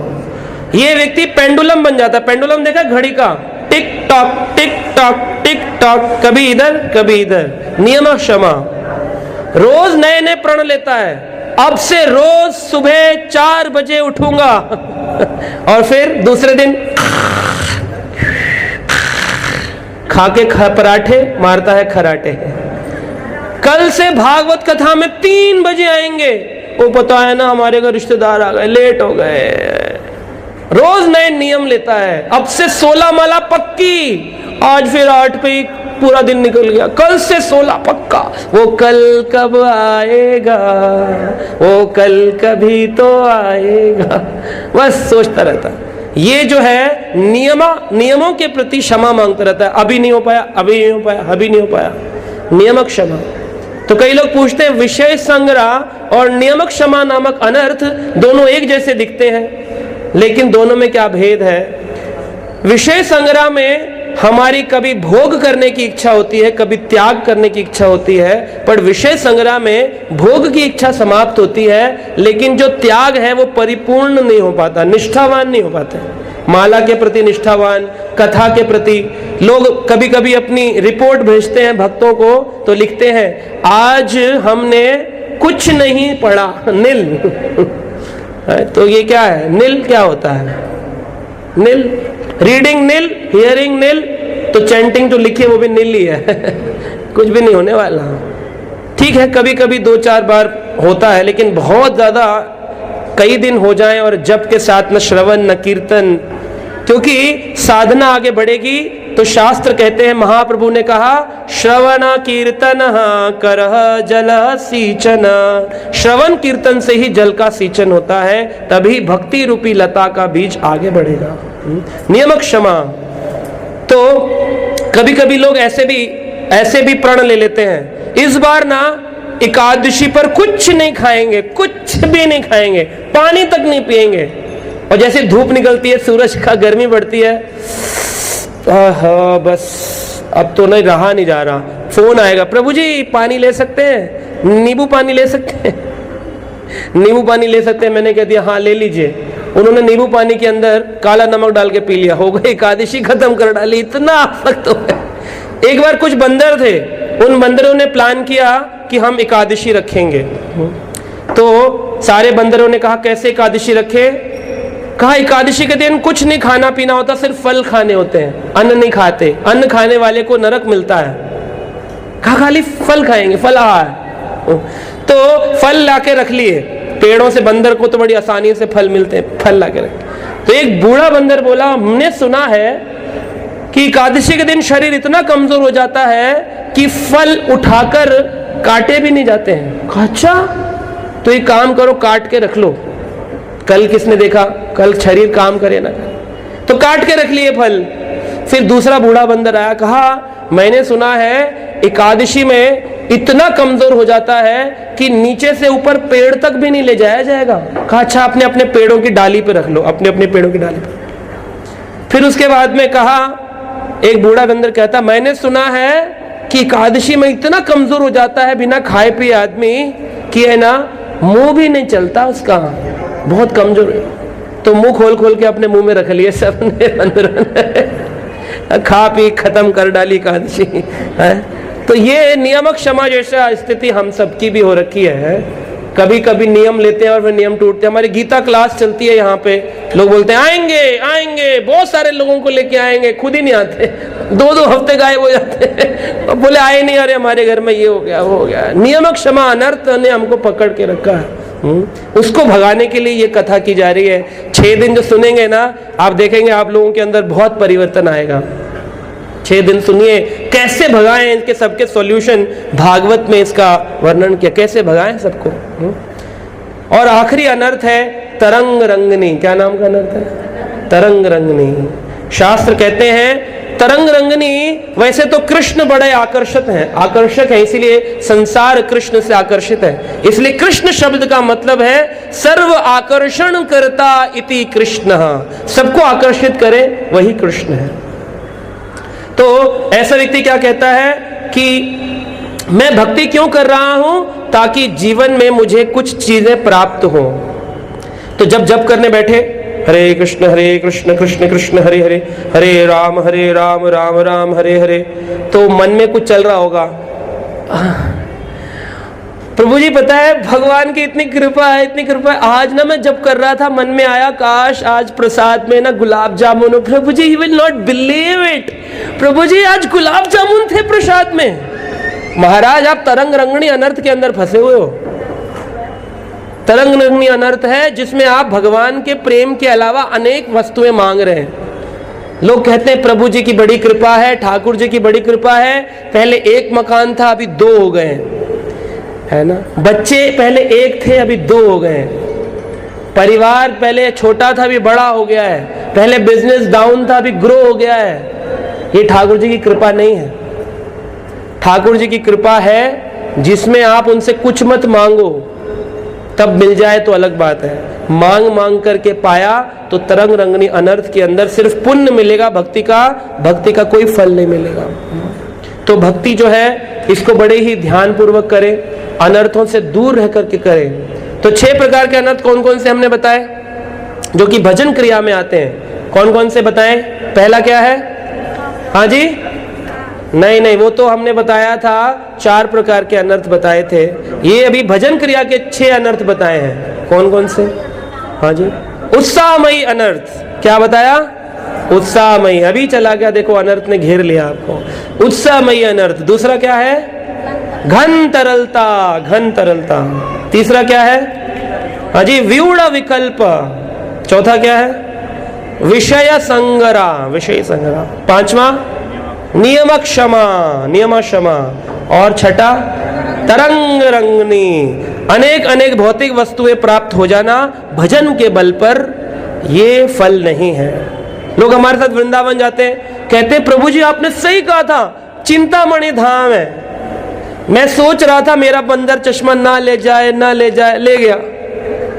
तो आपने ऐसा सोचा ही क्यों? आप सोचते कृष्ण मिल जाए, वो मिल जाते हैं। अब तुम सोचोगे उल्टा सीधा तो हम क्या कर सकते हैं? भगवान भी क्या करेंगे, है ना। भगवान भी कहते हैं मैं क्या कर सकता हूं, क्योंकि तुम्हारी सोच विचार ही परिवर्तित करने को तुम तैयार नहीं हो। तुमने तो एक फिक्स कर लिया, बस यही करेंगे और कुछ नहीं करेंगे।